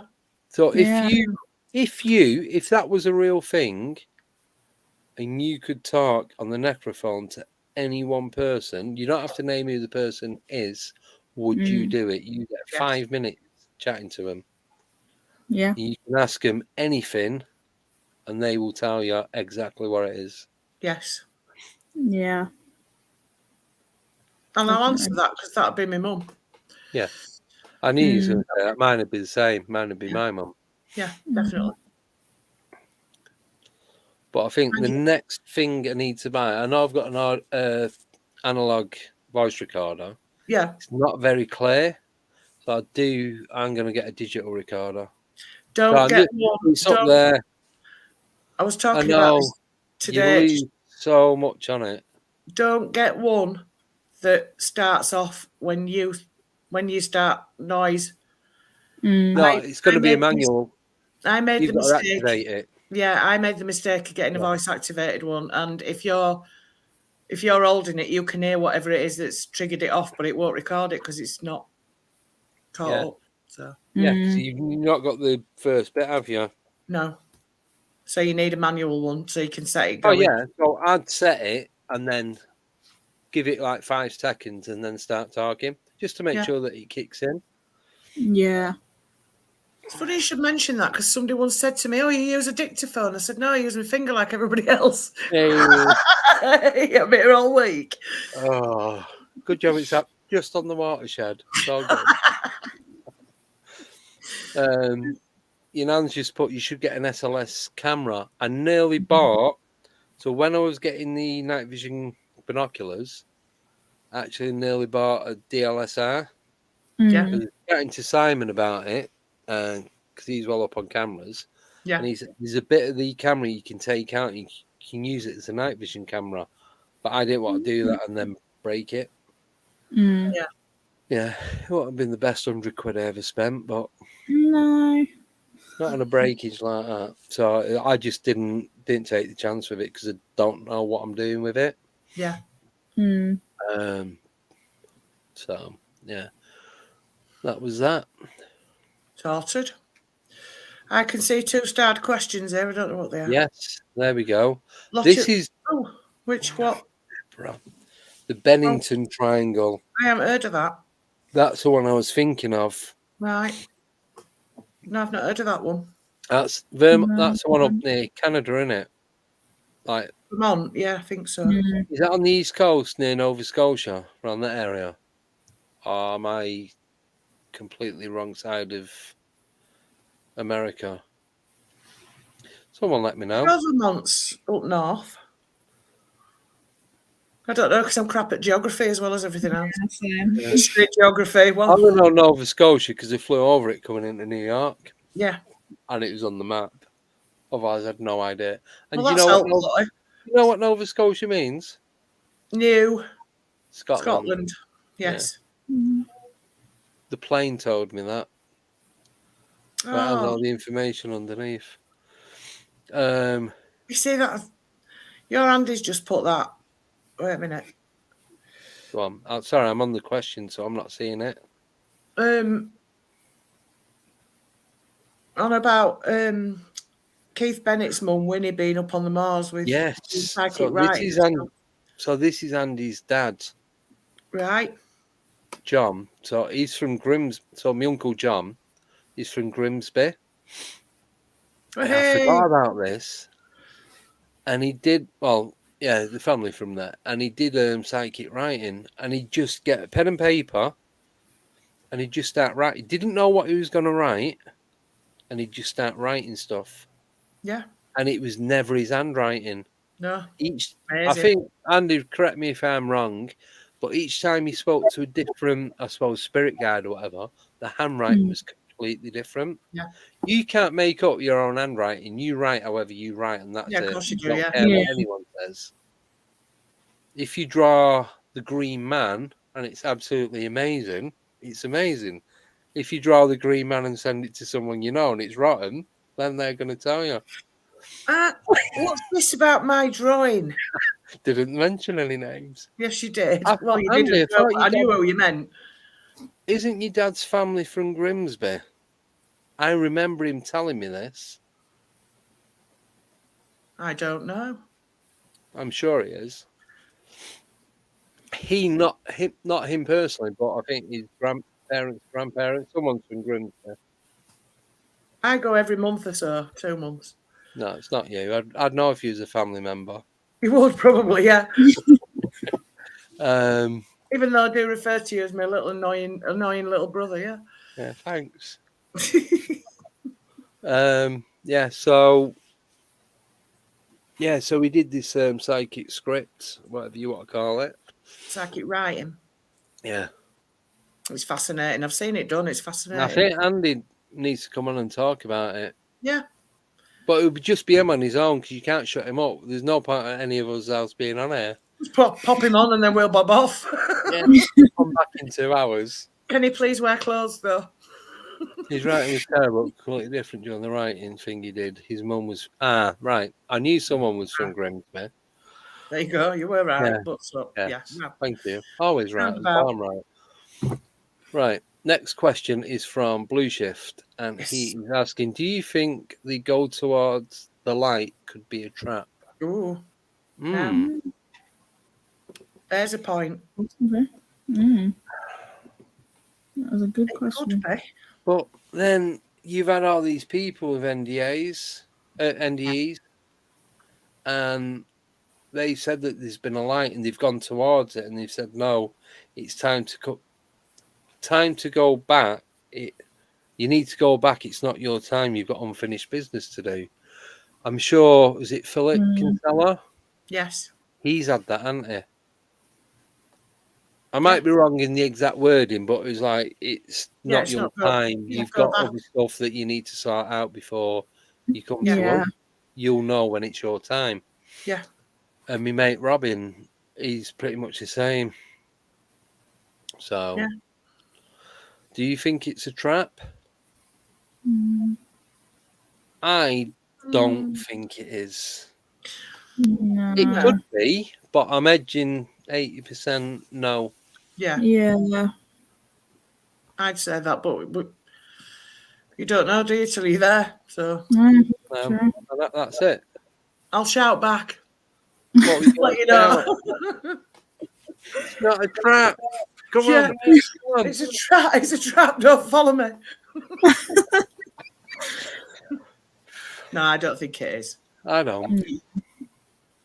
But then what is the light? Is that into the next world? I think the light is the original source, the source of all creation and everything. And I think you just blend back into it as like one big energy. I'm with Mike there, actually, yeah. Mayonnaise? I have a list. There's people I want to haunt. Oh, I'm not going to haunt them. I'm not going to be haunting no one. Oh, I will. I'm poltergeist. You ain't seen nothing yet. Yeah, cupboard straws out. Tear people's houses apart. Yes. Everything. No half measures. It's going to be, I'm going to stay there till, Yeah. it's done. Here we go. Where does the saying originate from? What saying? Originate? I thought he meant. What, going towards the light? I don't know. It's got to come from someone. Someone must have experienced it at some point, and it's like with the flying saucer. They didn't call it a UFO. It looked like a saucer, and it was in the air, so it was flying, floating. Apparently, they said floating, but it didn't sound right, so they changed it to flying. Yeah. Yeah. So yeah. So there must be a light of some sort. Yeah. I think it was probably the first person that had an NDE, and that's what they've reported back and said. They saw a light, went towards it, was told to go back. Yeah, and it was the first ever reporting of it. Yeah. Obviously, people have experienced it before. It's not just come out of nowhere. Yeah. But then they say, when you die, I don't know who they are, but when you die, it takes 7 minutes for your brain to shut down. Yeah. You experience your life from beginning to end. Yeah. Everything. And it lasts a lifetime. So are we constantly reliving our life when we are actually dead? Or are we actually alive? And then you go through that. It's like Groundhog Day. Yeah. Well, I've just given myself a Chinese burn and I felt that, so I think I'm alive. Yeah. But how do you know you didn't do that while you was alive and you're not dead now? Well, I don't know. I don't know what's going on now. No. I'm going to have an existential crisis in a minute. Yeah, I think. But that's what he said. That's what's been reported to be a true event by scientists. Yeah. Whether they're telling the truth or not, but they're paid by the government, so we don't know. Anyway. They only tell us what they want us to know, which is what I keep saying. Yep. True story. It is a true story. Because they're not going to tell us what they don't want us to know, because then we'd be as wise as they are. Exactly. Yeah, and then they wouldn't be scientists, and we'd all be up there with them, and we'd all know everything. So it's, I don't know. They are tricky ones, aren't they? Really? Yeah. Your Andy says, I'll happily come on the show at some point, although I do go off on tangents and can waffle a bit, to be honest. If my dad comes on, I'll be through the door without my feet touching the ground because he's been dead 17 years. Yeah, I think I'd be behind you there. 17. Without going, I remember the day that happened. I don't want to upset him or anything. I remember getting the phone call and what have you. And yeah, I don't want to go into it. And it is like it was yesterday. Yeah. I can't believe it's 17 years. I know. Scandalous how it passes, isn't it? He used to help me fix my car and everything. So, yeah. It was pretty close. Yes. As I said before. So, yeah. Anyway, moving on from that. Eric wants to know. Chris wants to know, are psychopaths the living dead? I'm serious. Well, there's a question. Yeah. What, are psychopaths the living dead? Yes. I don't think they've not got a soul. Have they been put on here to test us?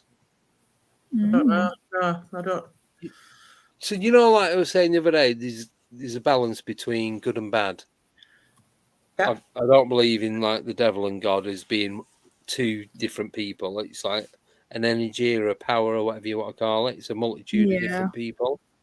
Do you think that these psychopaths are part of the bad energy that's going on?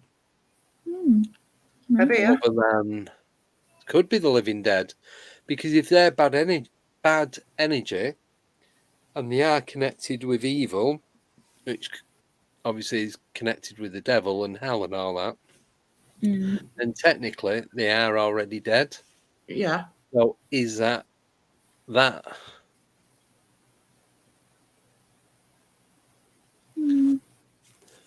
I've met a couple of psychopaths because obviously I worked in mental health for 22 years. Yeah. And it's like there's something inhabiting their body. It's like the shell of a person with somebody else inside because their eyes are dead. Hosting. Yeah. There's no... Not hijacking. No. But this is hosting. Yep. So that person's body is already died, and they've inhabited it. Yeah, took claim to it, and now they're just being an arsehole inside that person's body. And yeah, because there's nothing about them at all. They've got no compassion. They've got no senses like sensitivity or... Blue Shift's just put genetic trait. But if you look at psychopaths, it's not genetic. It doesn't run through the family. It's not hereditary. Look at Jeffrey Dahmer. It's singular. Yeah, Look at the Myra Hindley and Ian Brady. They weren't even together or anything, and it's just they met through weird circumstances or whatever it was. Yeah. And it just, there's no connection to anything else with people like that.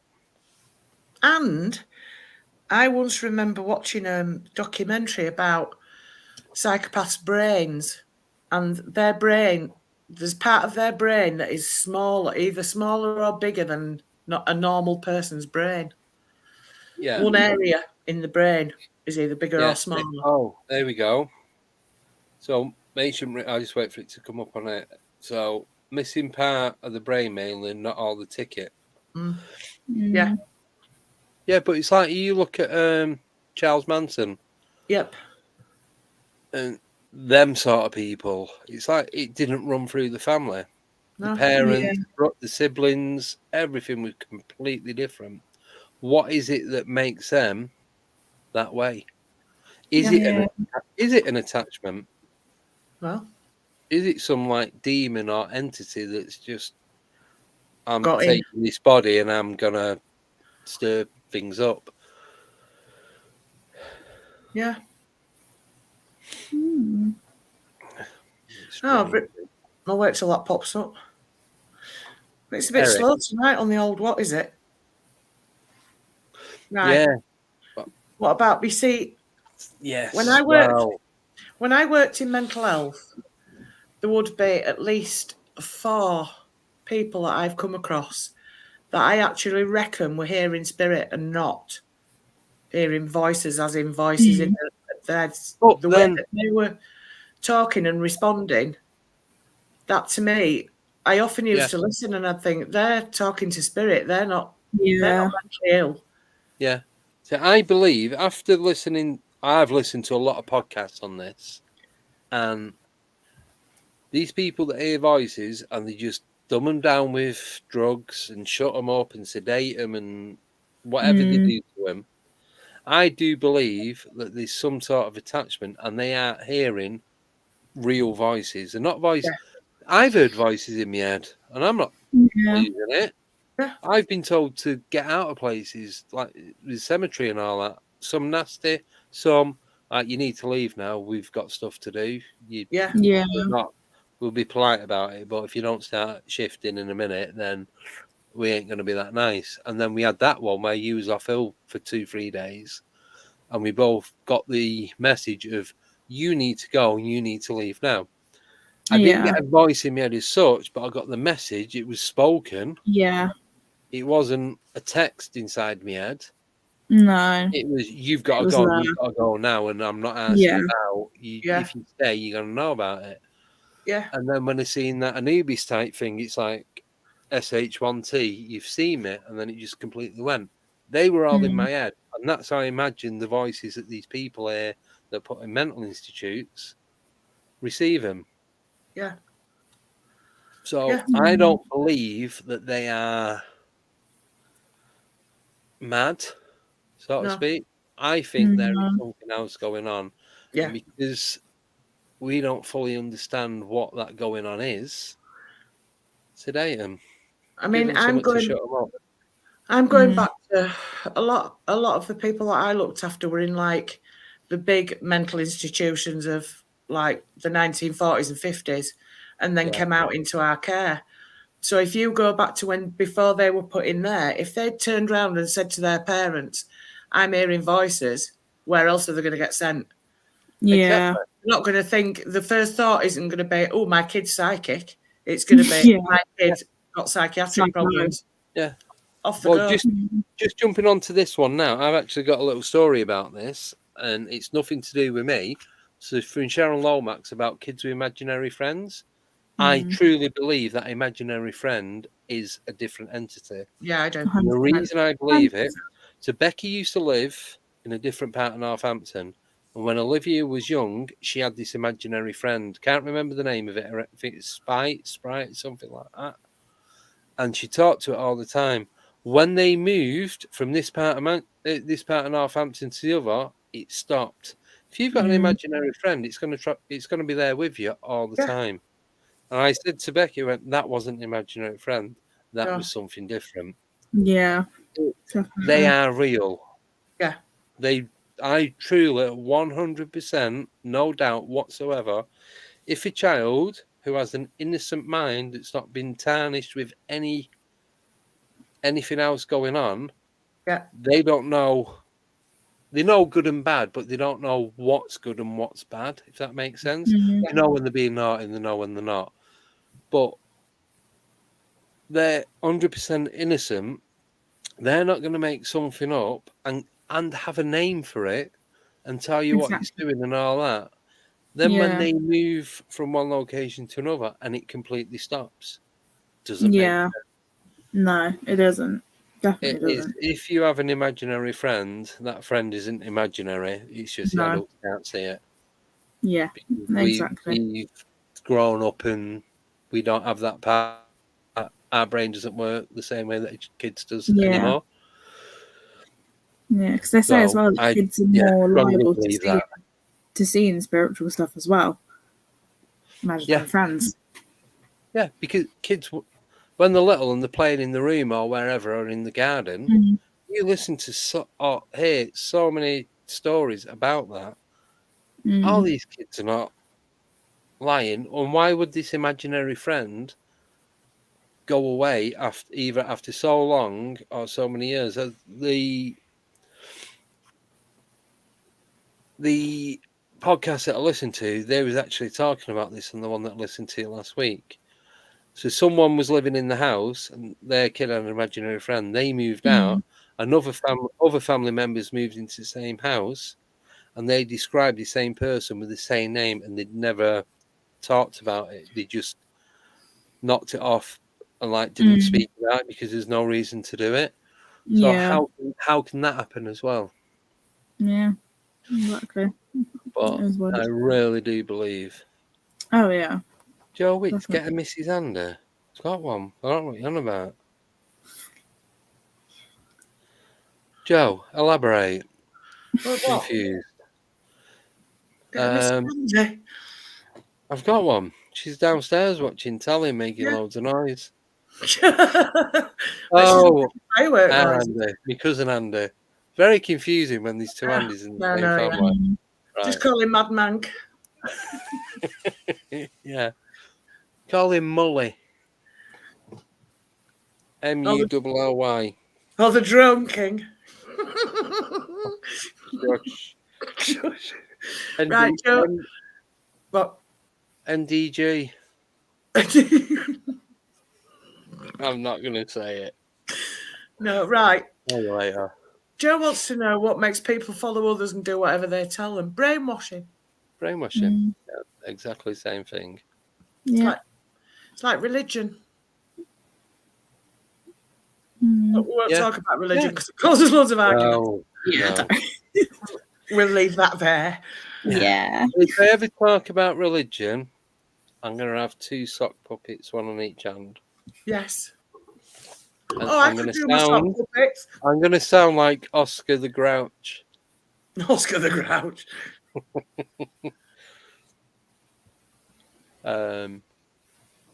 Yeah. But I'm thinking back, and I never had an imaginary friend. I didn't. And I was a lovely kid. And if you talk to Becky, she'll tell you that I've not even got any real friends now. So no, you haven't really.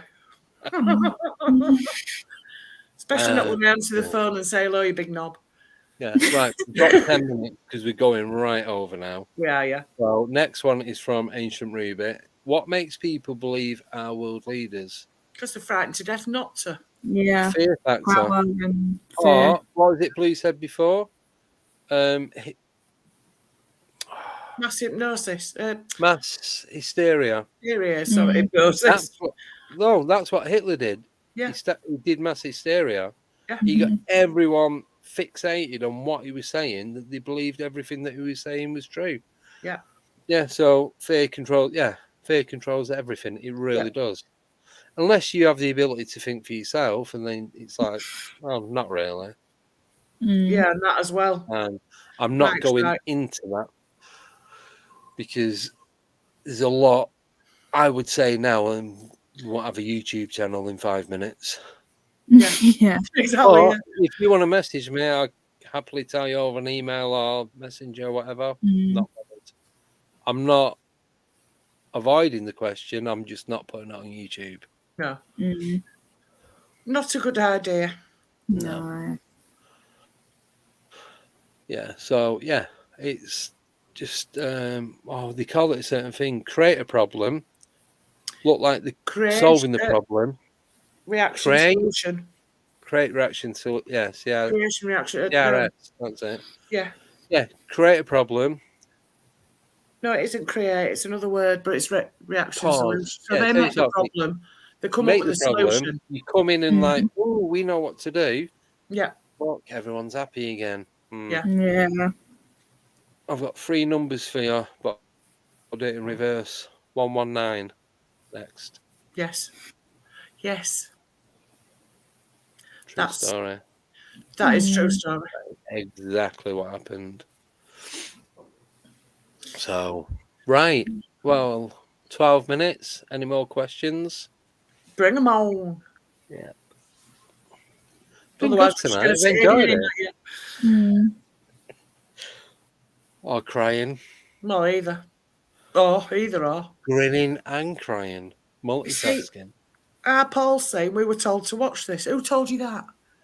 To watch what? This? Yes. Now. Yeah, but that's the thing, isn't it? You get told to do something, and most people will go, "Oh yeah, I'll do it, because I don't do any other." I listened to the news on the radio 2 days ago. First time in about 12 months. Yeah? And Nick Hancock's going in, I'm a Celebrity. That's all I know. And he got banned as an MP. Yeah. MP? Oh, yeah, sorry. He got kicked out of the party or whatever. I don't do politics. Yeah. I was thinking of that comedian. Oh, Nick Hancock. Oh. They think it's all over. Well, he's a comedian, yeah. Well, no, he was called Nick Hancock as well. No, he wasn't. Yeah, there was Jack D was on it and all that. Yeah, that's him. Back in the 90s. Yeah. Yeah, Nick Hancock. They think it's all over. He's a sportsman. Was it Nick? Matt Hancock. Matt Hancock's going into the jungle. Yeah. Nick Hancock's the comedian. Thanks, Meg. Saw that. And Andy Booth's the idiot. Anyway. Well, we knew that. People in the chat didn't say it though.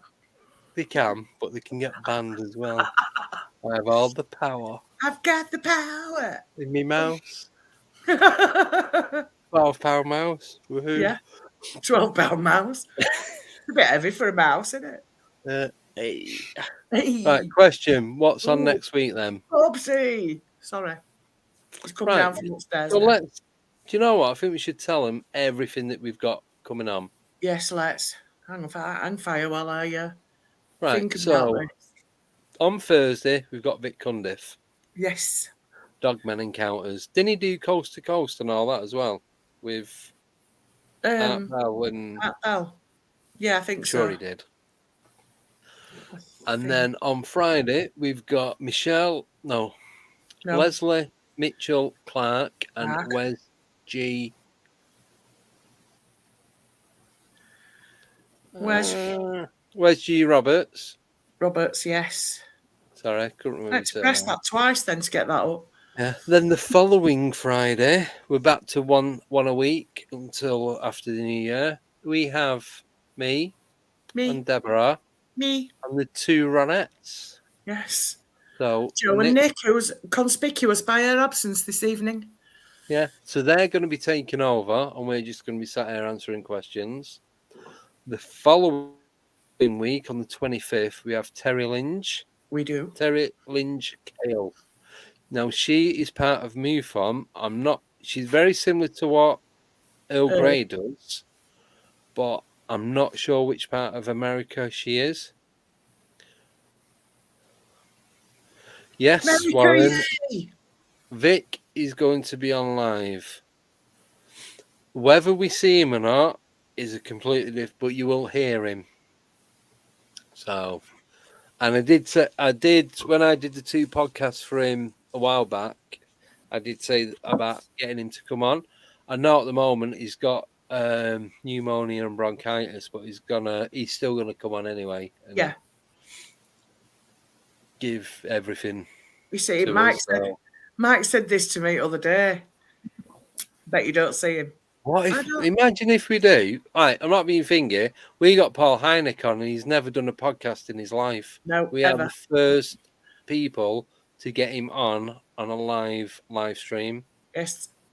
So, yeah, I'm just going with that. Yeah. Yeah, perfect. Imagine. Yeah. So, right. So then, Friday the 2nd of December, we have Costa Macraeus. So he is a Cuban CE5. He does a lot. I spoke to him quite a lot on Messenger lately. Oh, not lately, like over the last few months. And he has a way of getting orbs to come into the video and pictures. Yeah. Now he's only doing a 1-hour show. He doesn't want to do any more than an hour.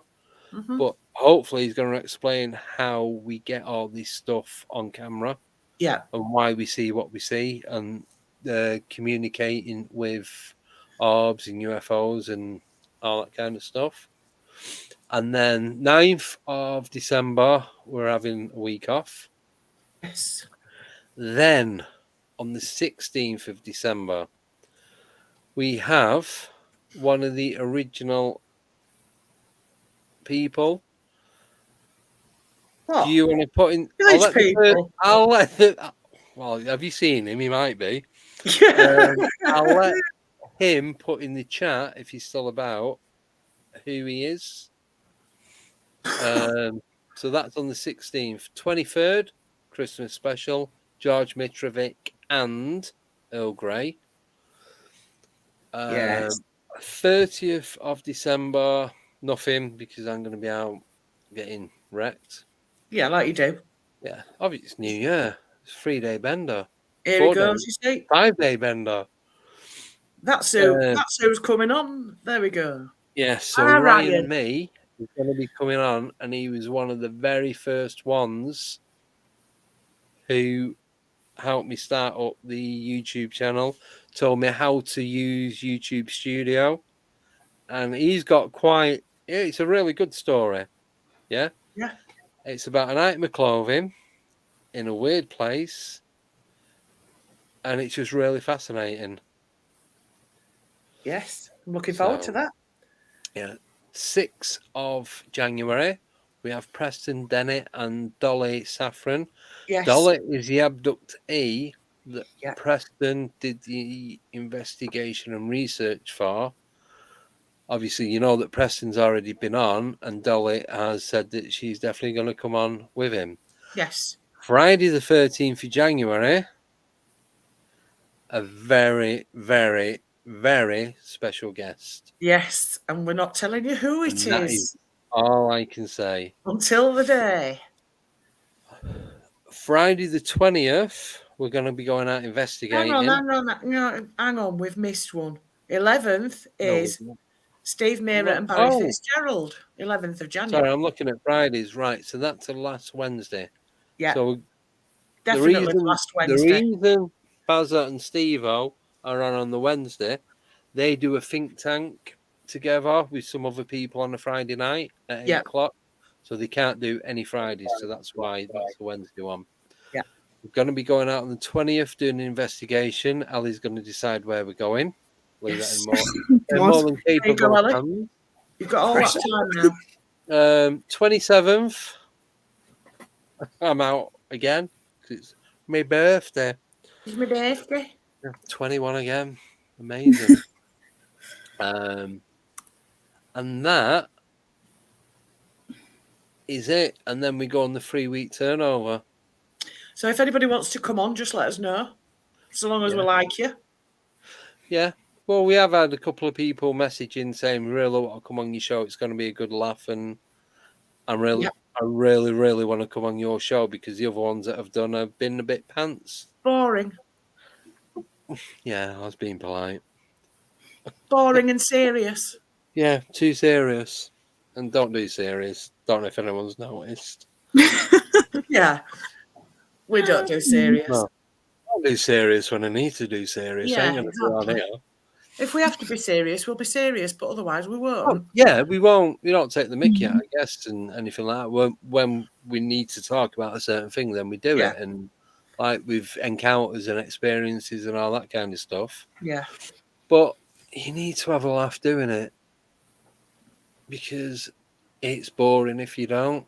Exactly. And you become like all the others, I think. Yeah. Yeah. Well, not all the others, because there are some good ones out there. But when you get messages saying we only like coming on your show because you're the only ones that we have a laugh with, yeah, it's good. Kind of makes you give you a bit of a bonus factor, doesn't it? Yeah. But yeah, Blue needs to come on. Keep saying he's camera shy, but he's not keyboard shy, is he? No, he's not keyboard shy. Yeah. We can keep you off camera. Respect the guests. Whether you agree with them or not, I agree. Doesn't matter. People have come on and I'm thinking, I really don't agree with you, but that's my opinion to your opinion. And who am I to say that you're wrong and I'm right? You're not. And then, but it does also, it makes you think that, well, actually, what they said kind of does make sense. So, but I do want to do one where I do the pendulum on the chart, and I want to do that as a live. So, you see, I don't know if it came across that well on the live. No, Jason, send me the link to that one. I use Castbox to listen to my podcasts. I've heard of Castbox. It's like 18 quid for the year, but it's definitely worth it. You get every single one on there. Yeah. It's just better than Spotify and all them. Yeah. Because we're only... Andy's just put this, just quickly. We can only have 6 people on at a time. Yeah, because otherwise it... Unless you want to pay 50 quid a month, and I really don't. No.